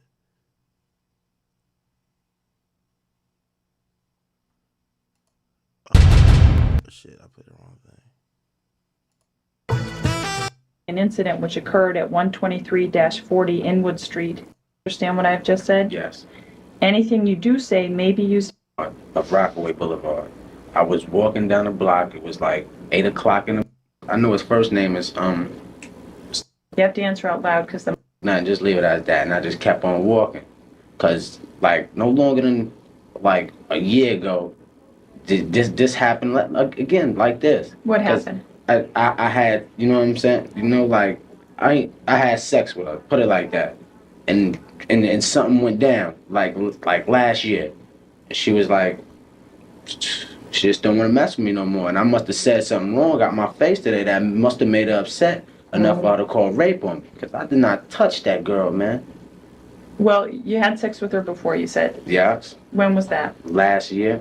And did you have a relationship? Yeah, it was a little relationship, you could say. Like how long? It was like 2 months, 3 months. Okay, and what happened when that relationship ended? We just stopped speaking. She had went down south and I had went down south. And we both coming back this year. Okay, how did you break up? Were you friends still, or you weren't friends, or what?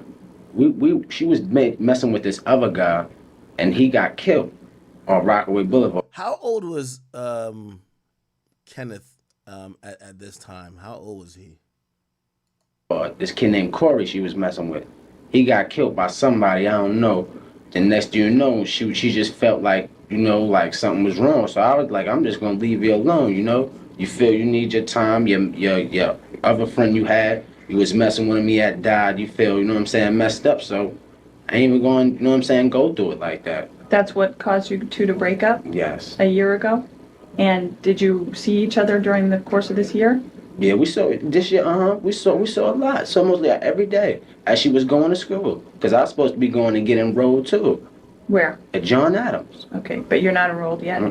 Okay, and how was it today? How was it when you saw her? What kind of conversation or whatever did you have? It wasn't no real conversation because I was talking to my what's name Donovan, I think Donnie.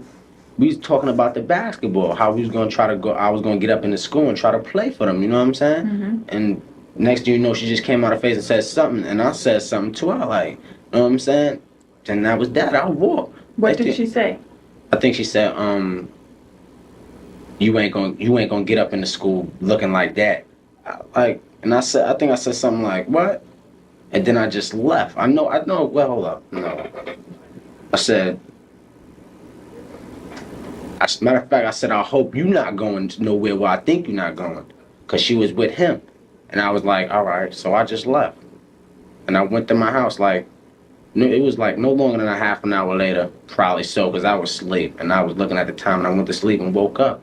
It was a light in my face. And I'm like, hey, let me get my shirt. You know? And that was when the police were there? You'd say it was a half hour after you saw her? It had to be. Like a half hour out. Do you remember what she was wearing? She had to have on some green pants, a white shirt, and kind of sneakers. She had on some Fila sneakers, to be exact, and a little blue. Hey, Chad, I'm trying to hear where he confessed. Like he's clearly admitting to having sex with the girl. I don't know how old he was and how old she was. That's a whole nother thing in itself, right? Because if he was overage and she's underage, you know, that's a thing. But I'm trying to, you know, the R word, I'm trying to, you know, kind of deduce from his story, and if there was like a confession or anything. Doing something color bag on her shoulder. Okay, what were you wearing? This what I got on right now. You were wearing this Apache t-shirt when you saw her? And shorts? Are those shorts? Gas shorts. And sneakers. Okay. And now, you live at 12340 Inwood Street. How long have you lived there? All my life. And which one is your bedroom in that house? Right upstairs. Right as soon as you walk upstairs, right there. My aunt sleeps right there, and I sleep right there. Okay, was your aunt home today? No, she had just left. Was anybody else home when the police came? No, my uncle had. That's how the door was open. The door supposed to have been locked, but my uncle went to work and he don't have no keys. So when he come out to lock it, so he just left the door open. You can even ask him. Nobody was in that house. Okay, and he left the door open when he left. Yeah. Okay, and now, did you have sex with Jennifer today? You have to answer out loud. No. When was the last time you had sex with her? Last year, 93. Did you have sex with anyone today? No. In that room, did you have a girl in your house today? No. You didn't bring any girl to that house? Nope. Okay, so if somebody said they saw you bring somebody to that house, they would be mistaken? Today? When was the last time you had a girl in that house? See, it's a long time because really my grandma just went down south with somebody that passed. One of my aunts and stuff. She don't allow no girls in there. Okay, where did you and Jennifer have your relationship when you were having a relationship? Oh, we was at my other friend's house. Where's that? I think it was on 147 on Rockaway Boulevard. And what's that friend's name? Jamel. And you and Jennifer would go to Jamel's house? Mm-hmm. And that's where you had sex? Mhm. Did you ever go to her? You have to answer out loud. Yes. Did you ever go to her house? Yeah. Yes. Did you ever go to her house and have sex Oh, there? no. Okay. Did you ever bring her to your grandmother's house and have sex there? No. Never? Never. Okay. Now, when the Officer Booth saw you today and he asked you how Mhm. old you were, you told him you were 14. Mm-hmm. You have to answer Yes. out loud. Okay. How old are you? I'm 16. So you lied when you told him you were 14? Yes. Why did you do that? Because I didn't know what was going on, man. When was this? Today. Okay. What do you mean you didn't know what was going on? I didn't know what was going on.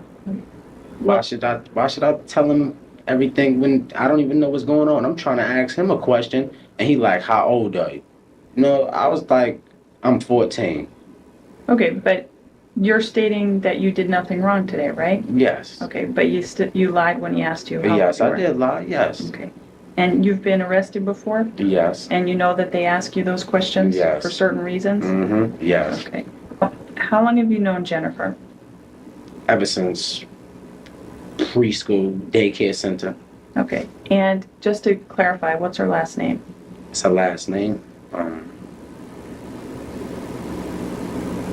I think it's Brits. Brits. Jennifer. Wait up. Is it How?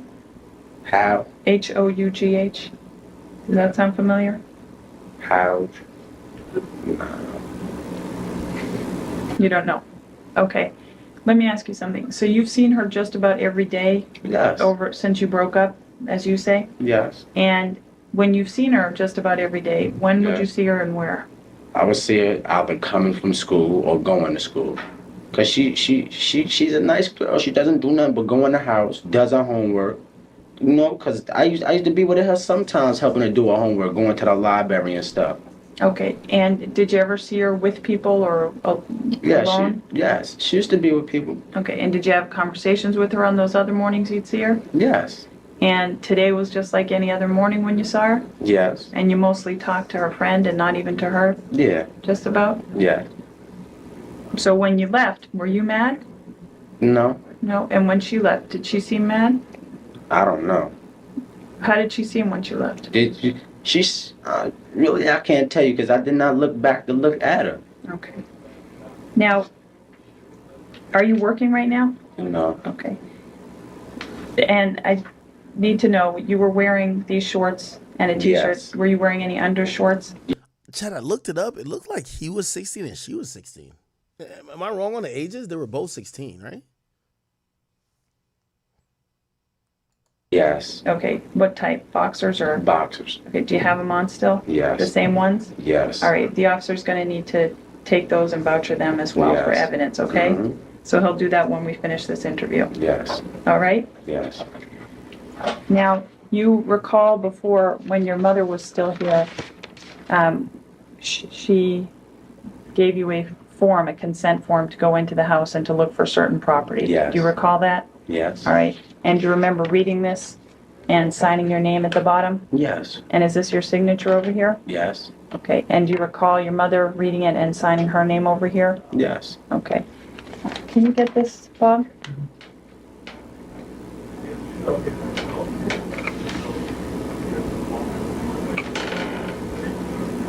Yeah? Okay. And your mother went over with the police officer and with me to the house. And in the bedroom in which you sleep, did you keep a knife in there? Yes, there's little things and dishes in there. Okay. And what's the knife in there for? The downstairs is messed up. What do you mean? The kitchen is messed up. It's like we got all the cups and stuff is in our room basically. Okay. And there was a knife in there? Yes. And it was on the dresser? Nah, it was in a little bucket. It should be a little bucket on my dresser, with a whole bunch of pots and a whole bunch of stuff. Okay. Now,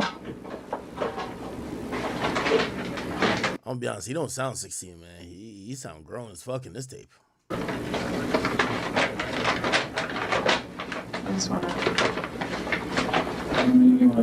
Yeah, do you have something? You know what? I'll use a piece of paper. You want a picture? You should have this one. No, I got this.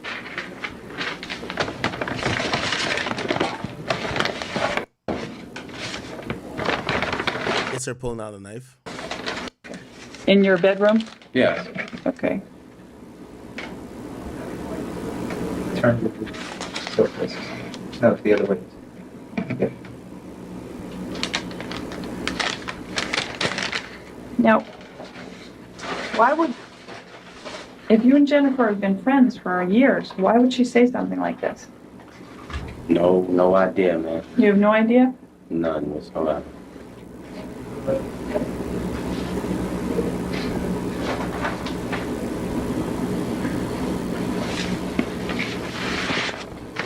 And I just want to show you some photographs that were taken over at your house. These are Polaroid photographs. 1, 2, 3, 4, 5, 6, 10, 11, 12. There were 12 of them. And this one shows the bottle of eye lotion on the dresser. Do you recognize that photograph? Yes. Is that from your room? Yes. And this one shows one side view of your room. Yes. Look, and this part is your bed right here? Yes. Okay, and that blanket was on the bed? Yes. Okay. I don't know if you can get these.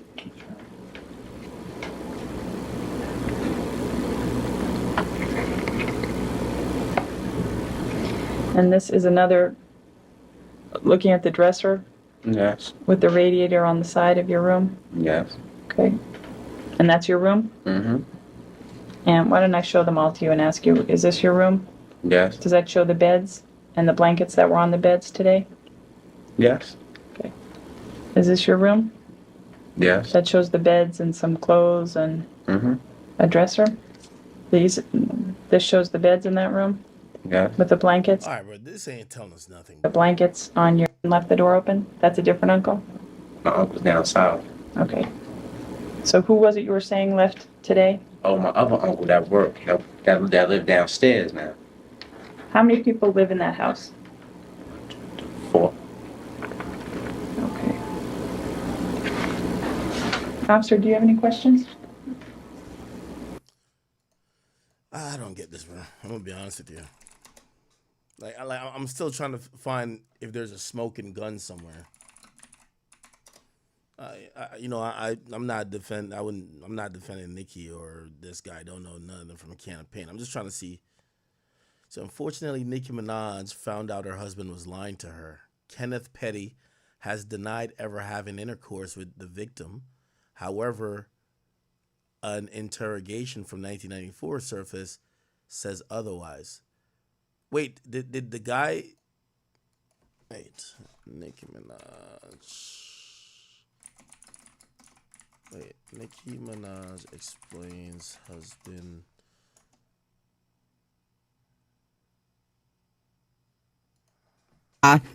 Let me just address something. Again. But this is very important. When people say things like about who I'm with, about, oh my God, you lowered your standards and you should have been this and that. It's so sad to me that you hoes are so readily and available to sell your pussies to the highest fucking bidder, that when people find real love and when a person is with a nigga that loved or liked them before they had a dime in their fucking pocket, how do y'all not understand that? How do y'all not understand happiness versus clout? Y'all be wanting bitches to be with niggas just to post some fake ass relationship goals on IG so y'all can close fucking doors. Be fake on the low. Wait, I thought she explained the situation. I've heard her explain it.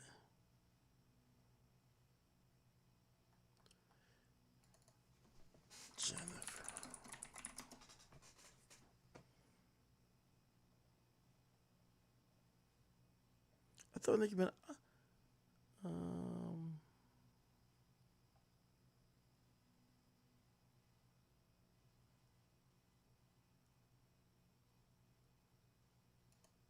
So Nicki Minaj had been unable to. Nicki and Kenneth filed motions. Retainer argument for had stepped up does not mean that her feelings are not. Honestly, this would.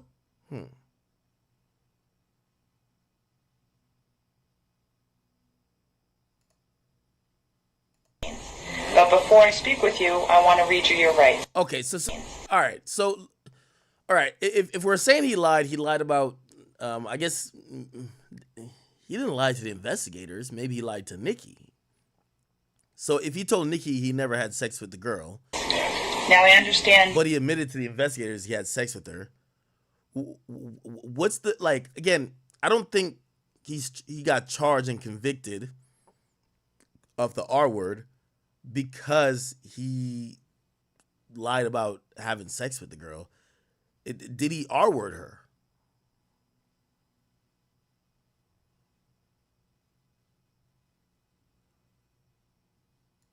Nicki addressed fans who brought up Kenneth's attempted rape conviction by replying to them on social media, saying he was 15, she was 16, in a He was 15, she was 16. relationship. It was a lie. Let me read this. But go off. Y'all can't run my life. Okay. It was a lie. It wasn't true. We both were 16. We were never in a relationship. I just felt woman to woman. I was wrong of her. You have 150 something million followers on. They all believed it. You've ruined everything about what your brand could be. Again, you're never going to stand a chance when you're with a man who pulls a knife at rape point. You know, and you're never going to stay a molester. A registered sex offender who wasn't even, you're never going to stand a chance with John Q. Public. Because there's only one thing worse than touching children and pulling knives, and that's murder. But recant her.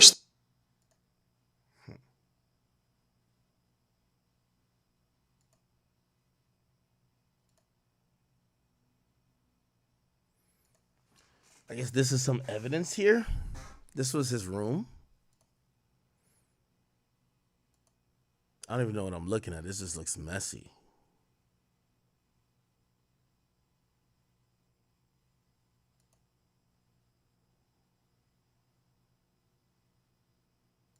I had sex with her. Put it like that.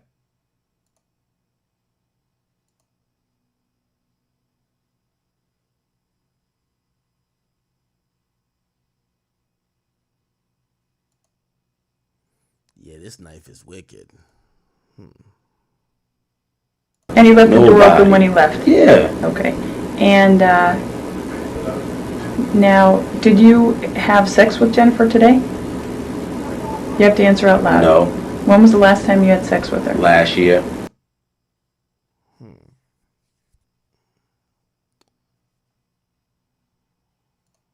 And I did not rape nobody.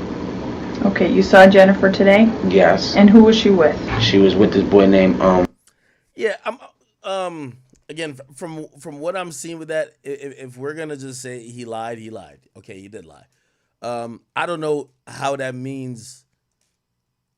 Are we saying because he lied about having sex with the girl, he probably lied about putting a knife to the girl's neck? Because that's what he's charged for.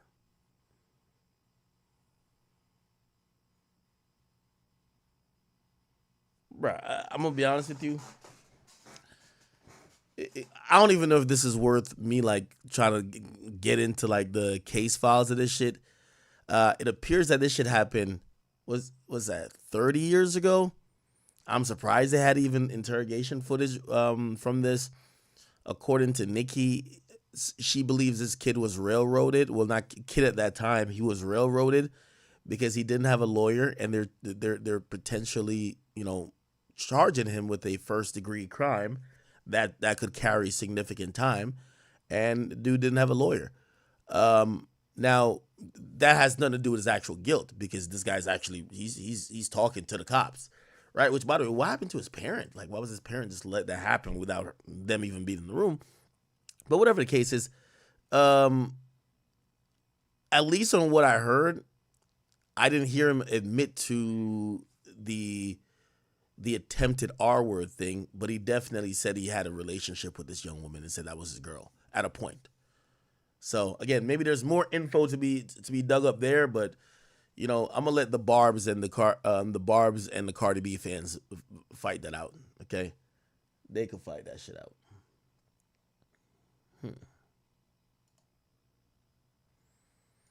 My aunts and stuff. She don't allow no girls. My aunts and stuff. She don't allow no girls in there. Okay, where did you and Jennifer have your relationship when you were having a relationship? Oh, we was at my other friend's house. Where's that? My aunts and stuff. Yeah.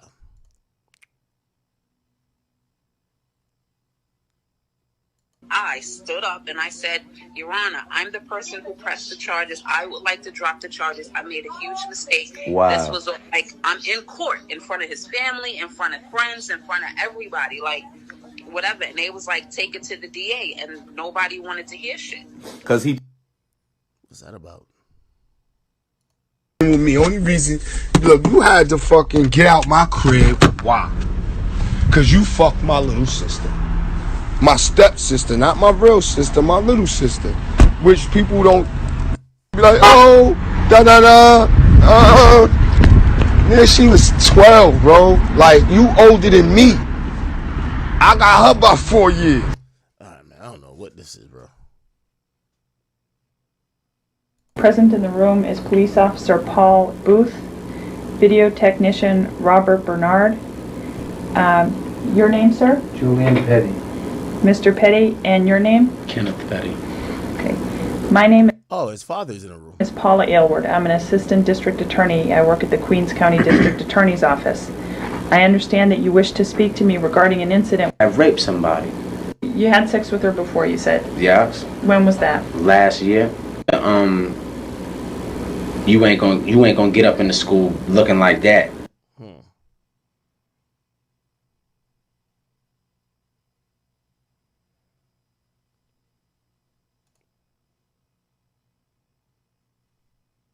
Conscious TV.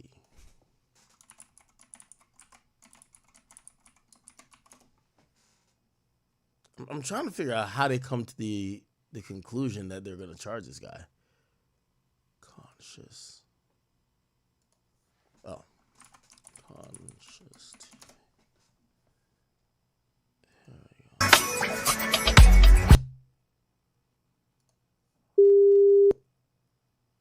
So when you left, were you mad? Oh, this is where the knife comes out. Can you get this, Bob? Bucket. It should be a little bucket on my dresser with a whole bunch of pots and a whole bunch of stuff. Okay. Now,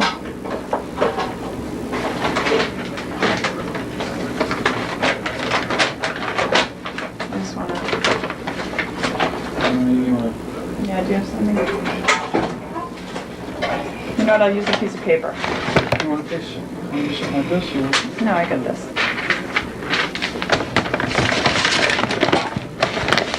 Is this the knife that was in your room?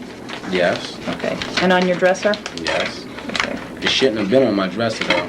Can you get that? Hold it tilted, sorry.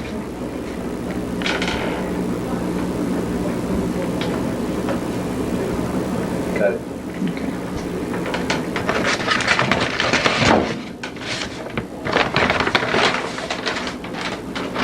And do you wear contacts? No? Does your aunt? Yes. Okay. And do you recognize this bottle? Yes. Huh? Yes. Where do you recognize that from? What I recognize it from? Yeah. From my aunt. Okay. In your bedroom? Yes. Okay. Turn the surface. No, it's the other way. Yeah. Now, why would, if you and Jennifer have been friends for years, why would she say something like this? No idea, man. You have no idea? None whatsoever.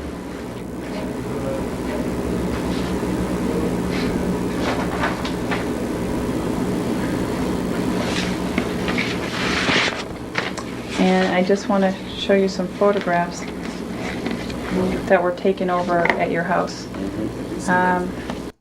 Yeah. Above it and different items on that dresser. Hold up. Who was it you were saying left today? Oh, my other uncle that worked, that lived downstairs now. How many people live in that house? 4. Okay. Officer, do you have any questions? No? Okay.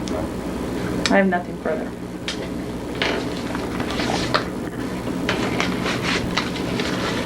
The time is 9:11 p.m.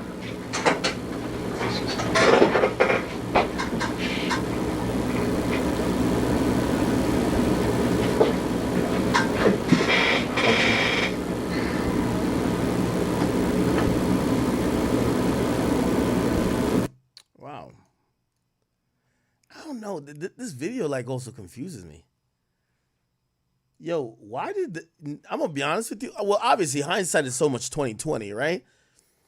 If your son, who's supposedly 16, is getting interrogated, it's not even, bro. He's not even getting interrogated by like a lead detective. He's getting interrogated by assistant district attorney, the person who would literally take this to trial. They got usually the detective does the work. The police will do preliminary shit. The detective does most of the work. They pass it on to the DA. The DA does some extra work, and then the DA brings it to court. The DA is talking to a 16-year-old kid, and this father is just sitting there. Julian Petty. Okay. And Officer Booth read you your rights previously? Yes. And you made certain statements to him at that time? Yes. Okay. And Mr. Petty, you were asked to sign the memo book? Yes, I was. And you did so? Yes. Now, Mr. Petty, you have the right to remain silent and refuse to answer Yeah, and then Mirandize him immediately. questions. Do you understand what I have just said? Yes. Anything you do say may be used against you in a court of law. Do you understand what I have just said? You have the right to consult an attorney before speaking in the future. Provide attorney if you're willing to worry about that. It didn't occur there. All right. Okay, man. Let's go to the little Woody case. So Woody's now. By the way, the cross-examination finally started for Woody. So the prosecutors, they're done with Woody, and now the defense is about to start cross-examining Woody. Now, before the prosecutors got off the stand, this was a heated moment that happened in court today. Watch this. Hey, look at me like that. Okay. Mr. Copeland, isn't it true that you are Yo, that nigga say you're supposed to be testifying under an immunity? Bro, did he say why you looking at me like that? Okay. Mr. Copeland, isn't it true that you are Hey, look at me like that. He's grilling this prosecutor, bro. He grilling the prosecutor. Why you looking at me like that? Okay. Mr. Copeland, isn't it true that you are you're supposed to be testifying under an immunity agreement? To be honest with you, I don't know. I don't have a clue about none of this stuff. I told y'all from the start, y'all to put me in here. Like, I don't comprehend. I done told y'all that time after time. I don't know what the immunity agreement is. I don't have a clue. Like, I'm up under so much pressure. Like, man, I don't know. I don't even know how to answer y'all question because I don't know what type. Like, I don't know. I'm trying to be as truthful as possible, and y'all keep going back into the past. Like, I told y'all when I was talking to y'all in the back, man, I have lied, and y'all don't put me up on here telling me that I gotta be truthful when I'm telling y'all. Man, I don't know. Man, I'm afraid for my life. Every time y'all call me here, I think y'all finna take my life, take my freedom. And at this point, I can't call on nobody for help. I don't know what's going on. Were you told before you testified that anything you testified to in the courtroom could not be used against you? Can you say that again?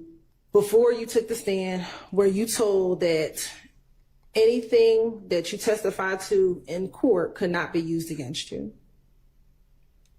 What you mean?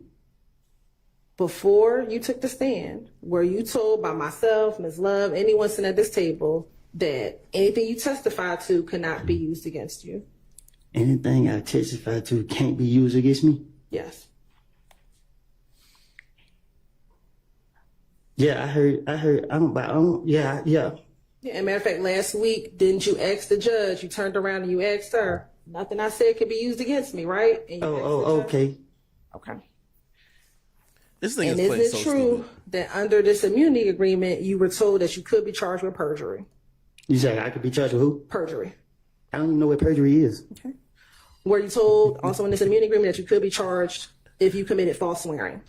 I was told, I asked specifically so I can understand. I asked you, I said, what happened when y'all locked me up? Y'all told me two things I go to jail for. If I plead the fifth, and if I say that I had committed a crime that I didn't do. Okay. So I don't know what perjury mean. I don't know. I mean, I'm afraid for my life. And I told y'all that. I told it to my lawyer. I tell it to the judge. I tell it to everybody. Y'all got me up here. I don't know what's going on. And like I said, for the crimes that y'all charged me with, I went to jail. I did all my time for it. Y'all still bring me in here. I feel like I'm on trial at this point. I'm going to jail because I don't know. Y'all got me up here asking me questions. I don't know how to answer these questions. Y'all want me to be a witness to something I don't know nothing about. Isn't it true that even with the immunity agreement, you did not want to testify? Can you explain that? Sure. Even when you were given immunity, you did not want to testify. I still don't want to testify. And isn't it true that you feel that you were pressured by the state to testify? I feel like I was pressured by both sides, the state and the defense. Okay. And is it true that you told me in front of these jurors a couple weeks ago you felt pressured to testify?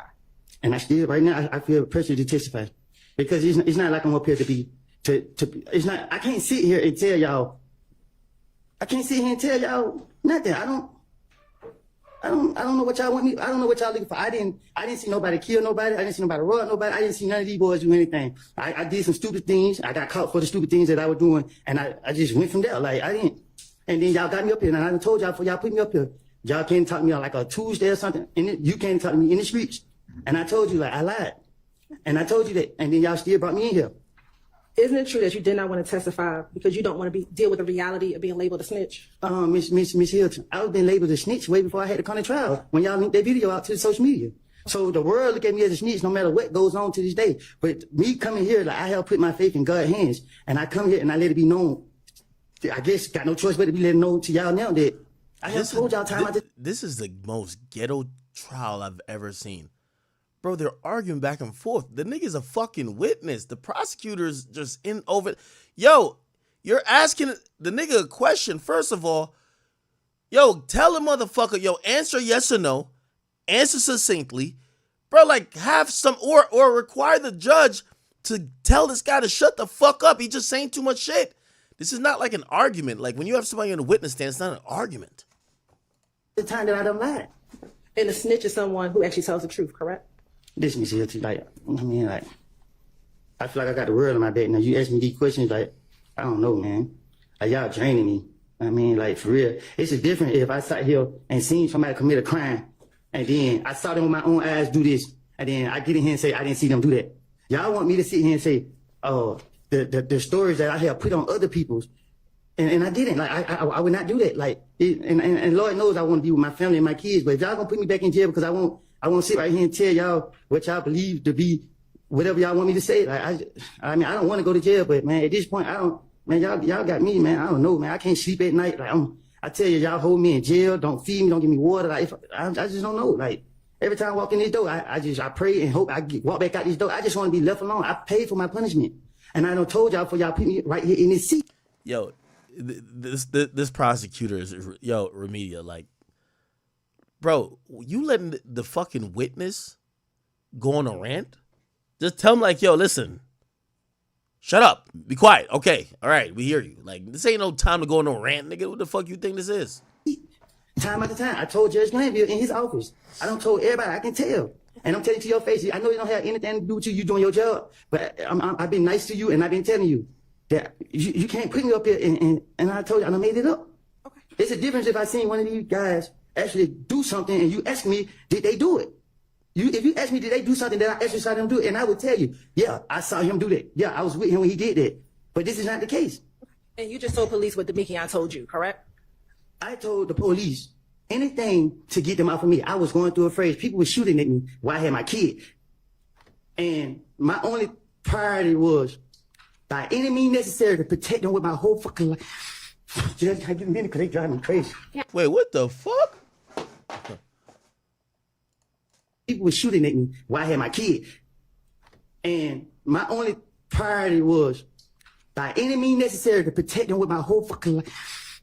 Judge, I get minute because they drive me crazy. Yeah, take a minute. Oh, nah. Woody about to get on demon time. Take a breath. Keep telling y'all. No, stay here. Come here. Stay on the stand. Bro, I'm going to be honest with you. This case is a shit show. Bro, they got Woody running the court. My nigga, I ain't even going to lie to you. Like, bro, the judge going out like a hoe, the prosecutor, wild whack. Bro, you got a nigga who y'all gave immunity to who took the deal. Bro, y'all should be telling this nigga shut the fuck up in court. I don't know how he's talking this crazy. I've never seen or heard of a witness talk this crazy. Nigga is storming off the stand like a kid. And the judge is being all nice.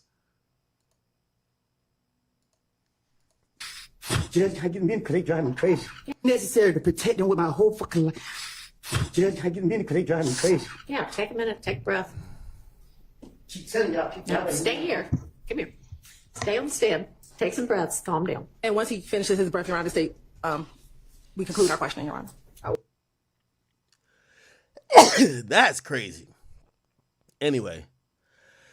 Sorry, chat. Sorry. I can't stop sneezing now. Brian Steele actually. I don't know. I'm trying to. Brian Steele started questioning Woody today, actually. What the fuck? I can't stop sneezing. Let me just go to Thugger Daily. I know he gonna have all the fucking clips. Here we go. I have a bag over my head, and I'm getting smashed with a baseball bat, and I have no idea where to hit because I don't have anything, and I've asked for reports. Okay. June 10th, a Monday. Remember meeting with your lawyer, Judge Glanville, District Attorney Hilton? Right. Yes? In this courthouse? In the judge chamber? Yeah. I wasn't there, right? Huh? I wasn't there. You wasn't where? In the judge's chambers with you, Miss Hilton, your lawyer, Judge Glanville? No. None of anybody here was there, right? It was just the people I mentioned and security. Objection, Your Honor. Let's get to the actual question. Tell the jury what District Attorney Hilton told you would happen to you if you admitted in any way that you had anything to do with the murder of Donovan Thomas. Tell them. They gonna lock me up. So when you have this use immunity for anything you say, District Attorney Hilton told you, but you can't say that, right? Objection, Your Honor. Improper foundation. You must ask the question again. That is testifying, and I'm asking Mr. Copeland to tell the jury. Tell the jury your understanding what Miss Hilton told you if you admitted to being involved in the murder of Donovan Thomas, even with use immunity. Tell what the District Attorney's Office would do to you. Huh? Objection is compounded. The compound question. I don't think that was compound. Okay. If you admit, the way you were told by Miss District Attorney Hilton, if you admit to being involved in the killing of Donovan Thomas, you get prime. Yo, whoever said rescind that immunity agreement, I fucking agree, bro. Yo, I've never seen a witness control the whole courtroom like this. Bro, this is not the YSL trial no more. This is the Woody trial. He gets up here, he gets a whole bunch of... at this point, this is my personal opinion, I think he's acting up in court to be viral, to get these $10,000 to do 20v1s, my nigga.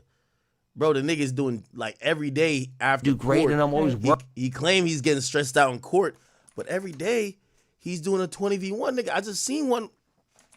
He did one with Charleston White. They just did one.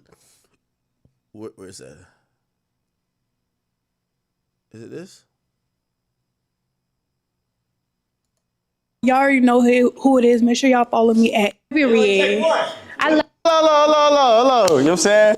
What are you? You remember, you don't have an eye, so maybe you're not seeing right. You don't got an eye? You sure right now? I don't. Good. Shit. That's not a weapon. Shut off your head. You always have a shirt. That's not a weapon. So, yeah. Prosecuted for that, right? You'll have him on redirect. Overruled. Is that true?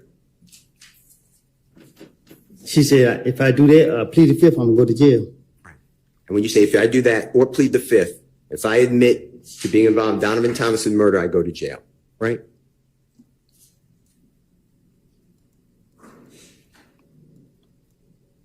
Huh? That's what she told you. That's what Miss Hilton told you.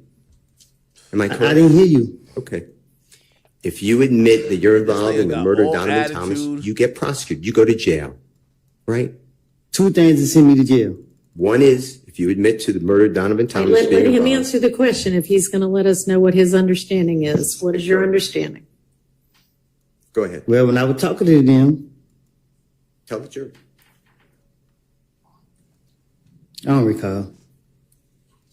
I don't know what's going on. Mr. Copeland, if you were to admit that you're involved in the murder of Donovan Thomas, do you go to jail?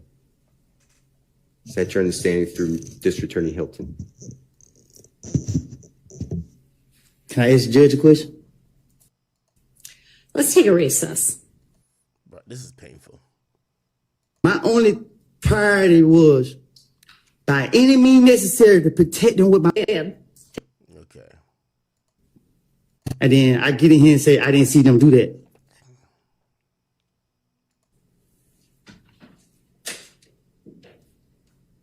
They look at me like that. With the saying that the police were going to get him. I thought you said I was concerned about him killing me. That's not my question. My question I'm to just you- saying, if I'm concerned about him killing me from 2015, why would I be around him in 2021? So is your testimony today that you don't recall having any conversations with Thug about the police going to get him? My testimony today is that when investigators get to me, I'm trying to convince them that I'm around him and that I can tell them stuff that. Are you able to read what's on that page? Man, this is a shit show, bro. I'm gonna be honest with you. Like, I honestly don't know if he's really even trying to do Young Thug a favor or trying to do the defendants a favor. I think this nigga he's just a character, bro. He's just a character. The whole YSL trial, we got to throw this bitch away, bro. Like, this is just like, it's getting out of hand. This guy's been on the stand for over a month. He's been on the stand because court took like a break because they had to go to another court. He's been on the stand collectively for a month. Like, this is painful at this point. So I don't even know if his shenanigans is really helping Thug, or maybe it's just frustrating the jury, and maybe they just see right through it. The guy's playing dumb. The guy looks like he's trying to take back everything he said before, but he definitely did say it. So I don't know, man. Okay, cool.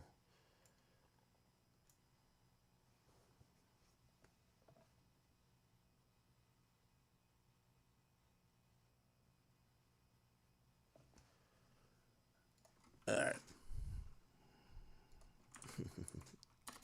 Yeah, he's clearly playing dumb. Hey, yo, I guess this is a new wave, man. This is like clearly is a new wave. All of this, like I thought these niggas my stupid ass thought these niggas was blowing balloons. I'm like, oh, how they blowing balloons? Niggas, just go record a song. This is Uzi and 41's rapper Kyle Rich in a studio together. And apparently, remember what we were talking about Kanye about this whole nitrous gas thing? Apparently, this is like the cheap version. Kanye was at least trying to get the commercial grade version that comes from like these big ass containers that have the pure version of it. But the cheap nigga version, and not saying that they're doing this because it's a lack of money, but this is like the easiest way I guess people consume this thing is through these balloons.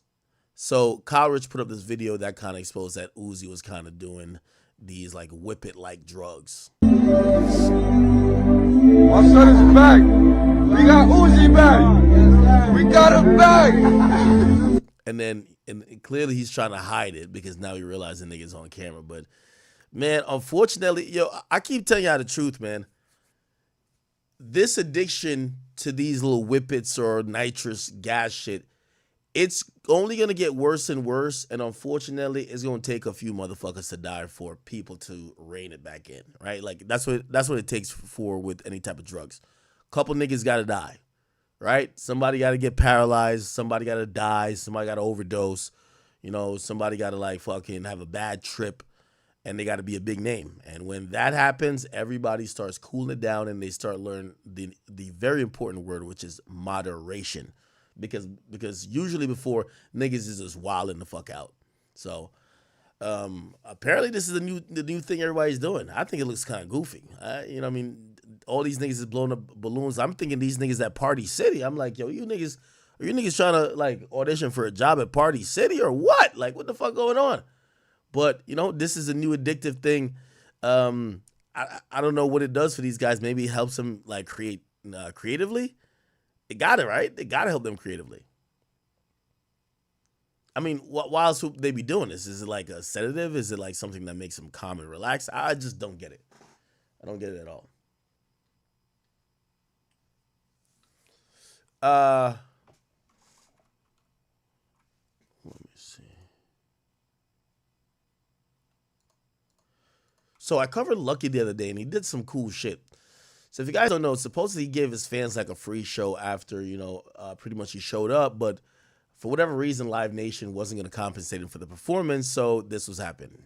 Listen to this. Quote unquote ran in Indiana last night because I really wasn't going to talk about it because I did the show. I literally did the show. I'm really just, wait, let me say this first. I'm really irritated because I'm trying, like, I know some people like this type of shit, but I really hate attention that's not from rap music specifically, like just rap music. You know what I'm saying? Like, I really hate that. Like, I really hate that. I genuinely hate that. So I know, like, of course, letting my emotions get the best of me. I hope somebody posts this, like, the clear way. So I know letting my emotions get the best of me, like, it's really not letting my emotions get the best of me. Let me clear this up, because I see that video that they posted on Twitter. It's super edited, like, and it's leaving a lot of shit out. So I'm going to make sure people see how it really went. So, it's like the back-to-back show. It's like an 8-hour drive, and it's a back-to-back show.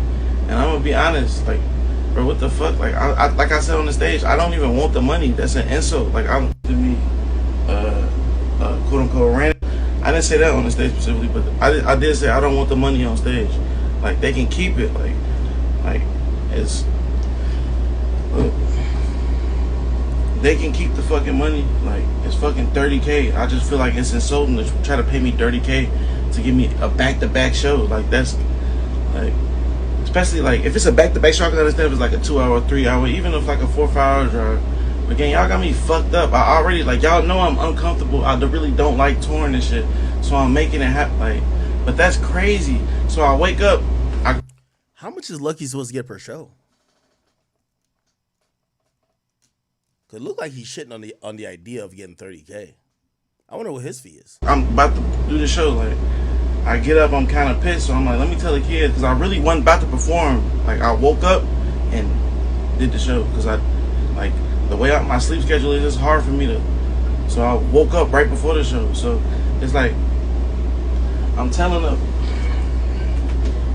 fucking fans, like, because I really thought I wasn't about to perform, so I'm telling them, like, I didn't say that on the stage, what's going on, I didn't say that deep, but I actually end up really performing the whole time for y'all. That's why I told him, yeah, because I really supposed to go to sleep right now. Like, that's how my sleep schedule is. I'm supposed to go to sleep. I'm about to go to sleep right now. But I fucking, I thought I was about to perform for fucking 10 minutes. Like 20 minutes because I was irritated. But then I was like, I'm not even about to do that. Because I'm not trying to finesse the check or nothing. Like, I'm just doing this strictly for the kids. Because, like, if the kids wasn't already in the venue waiting for me, I literally wouldn't have did the show because it's insulting to me. Like, literally, like, but the kids waiting for me, so I did the show for them. Like, is he mad that they were only paying him? It's either he's mad at the amount they were paying him, or he's saying that because he did 2 shows back to back, he expects to get compensated higher because he's been putting even in a more uncomfortable situation by doing back to back shows. Is that about right? Like, bro, I'm not finna get too deep into my shit because I see people making posts like it's a contract you sign. Like, bro, I know my business. It's just the type of shit. Like, just say this. I'm not gonna get that deep into it. It's just the type of shit when people be like, they try to say shit like, it's a bigger tour, so shit work different. Like, they just try to use, like, I'm not dumb. What's going on? I didn't say that deep, but I actually end up like, and I'm not going for that. Like I did the whole show, bro. Like, don't just post a rant like I was just ranting, like, cause I'm like if it was there, like if you was there, you would fucking get it. But the way they just posted that, like, I really wasn't even gonna say nothing about this, but I think yo, I'm like halfway into this, and I'm like, yo, what am I watching, bro? Putting a narrative out of me, gang, and I don't supposed to have no control over what I said because I'm a rapper. Like, real, that shit irritating. Like, that's the truth. Like, This guy in the comment section said, bro was an hour and 10 minutes late, then performed for 35 minutes tops and got 30,000. Came on stage like we were the problem and told us to shut the fuck up.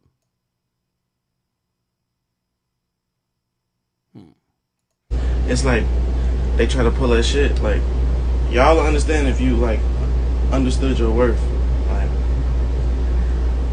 if they try to pull the shit like it's a smaller market, so like you're not gonna get what you used to be getting, like what you used to getting. Like, so like I'm just respectfully, if it's a smaller market and they not ready to pay me what I'm used to being paid for my work and labor, like, man, don't book me there. Like, but I literally did it for the kids. I'm not even taking the money at all. I'm literally not taking the money from the show. Like, I'm taking my merch, that's all. Like, it's just like I could cry about that, gang. Like, I literally make fucking $60,000 a night on merch. Like, literally, I make $6,000 a night on merch, and like they think I just supposed to, like, just because I'm making like happy, like I'm saying numbers and shit. Like, I'm not on making.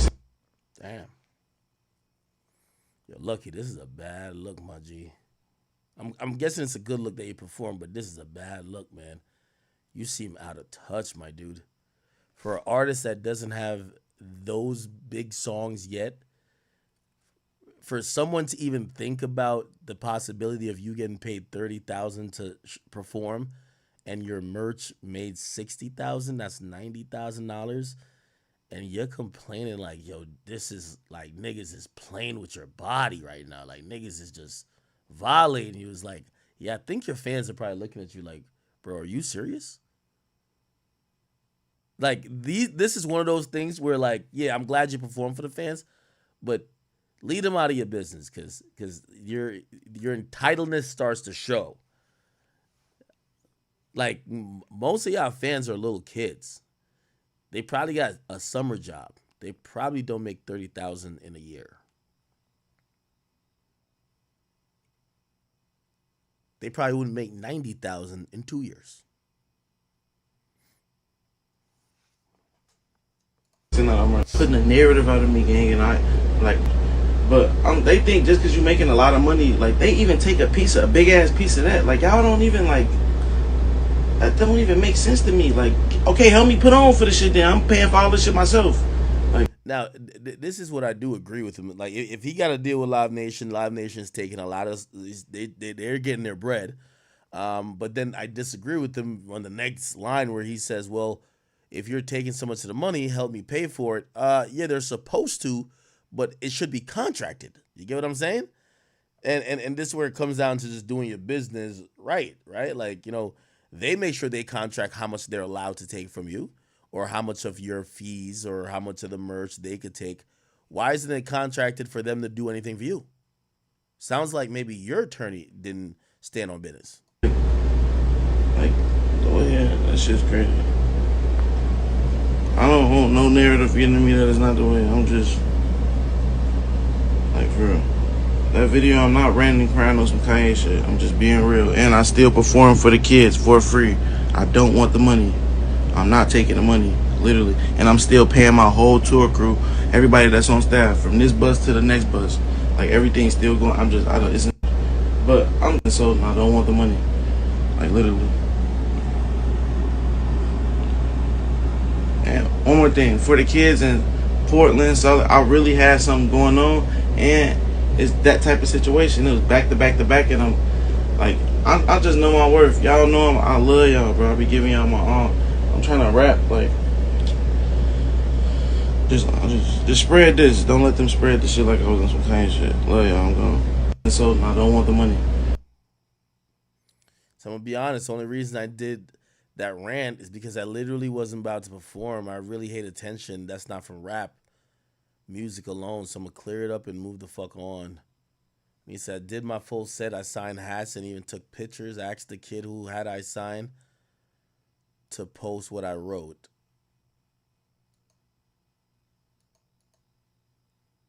And apparently, I think there's a Lucky Live Nation. Hey, to everybody that's paying, I'm not a fucking robot. You can't put people on shows back to back and you're not really paying me tonight what the fuck I want to be paid. And the only reason I'm doing this shit is because Indiana is close to fucking home. Yeah, you could hear a fan scream out, what? Like fans are not thinking about what you're getting paid. They only think about what they pay for their ticket. Also, I will say this, Lucky. Listen, brother. This is just me giving you a really solid piece of advice. You're a rapper. Rappers don't make money from music. Rappers make money from touring. Do not fuck up your Live Nation bag. Don't fuck with Live Nation. I'm telling you, they are the big bad wolf. They're the ones that put out that Sexy Red tour always flops because Sexy Red didn't do a deal with them. They're the ones who clowned the shit out of Baby. And you could potentially say even push the narrative that Baby was falling off because Baby didn't accept a tour deal from them. Bruv, this is a music business. There's been a million artists before you. There'll be a million after you. You'll never win versus Live Nation. If you feel they're hoeing you, just go somewhere else. But trust me, calling them out in front of, calling them out in probably a venue that they own, on a tour they set up, they get to also script what your career gonna be, and you're still new in this shit. The reason I'm doing this shit is because Indiana is close to fucking home. I swear to God. But I'm not a fucking robot. Literally, I'm rich as fuck. I stay in a fucking crib. I don't got fucking time for this. So you want me to perform back to fucking back, you need to pay me like I want to be paid.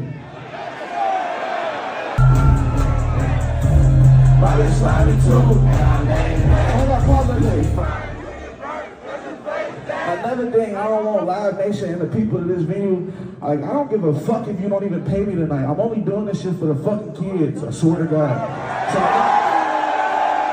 I'm only doing this for the kids. I don't give a fuck. Like, if I perform 20 minutes and leave, I don't give a fuck. I'm not trying to finesse the check or nothing. Y'all can eat a fucking dick. You know, on tour, the people, they own every fucking venue, but they try to act so different every fucking venue, but they own every fucking venue. And, they want me to be a robot, just shut the fuck up, come out here. Yeah, that's exactly what Live Nation wants you to do. And I'm gonna be honest with you, that's probably what you should do. They own all the venues. You're just another ant. You're just another bee in the beehive that's just doing what you need to do. You're a worker bee. That's it. They own all the drinks. They own all the food being sold in the venue. They own the venue. The only thing they don't own is you, but they own your tour. Or they control your tour. So it's, again, calling them out or trying to, wage war with them, because they do spend money on promo, or not necessarily promo, but PR. So they don't want the brand of Live Nation to be slandered.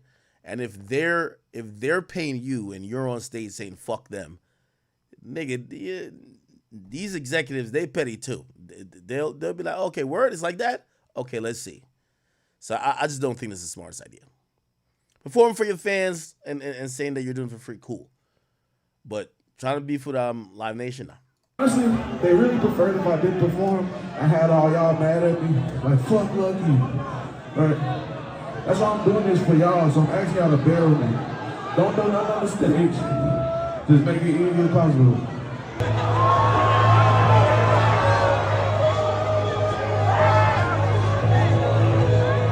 Hey,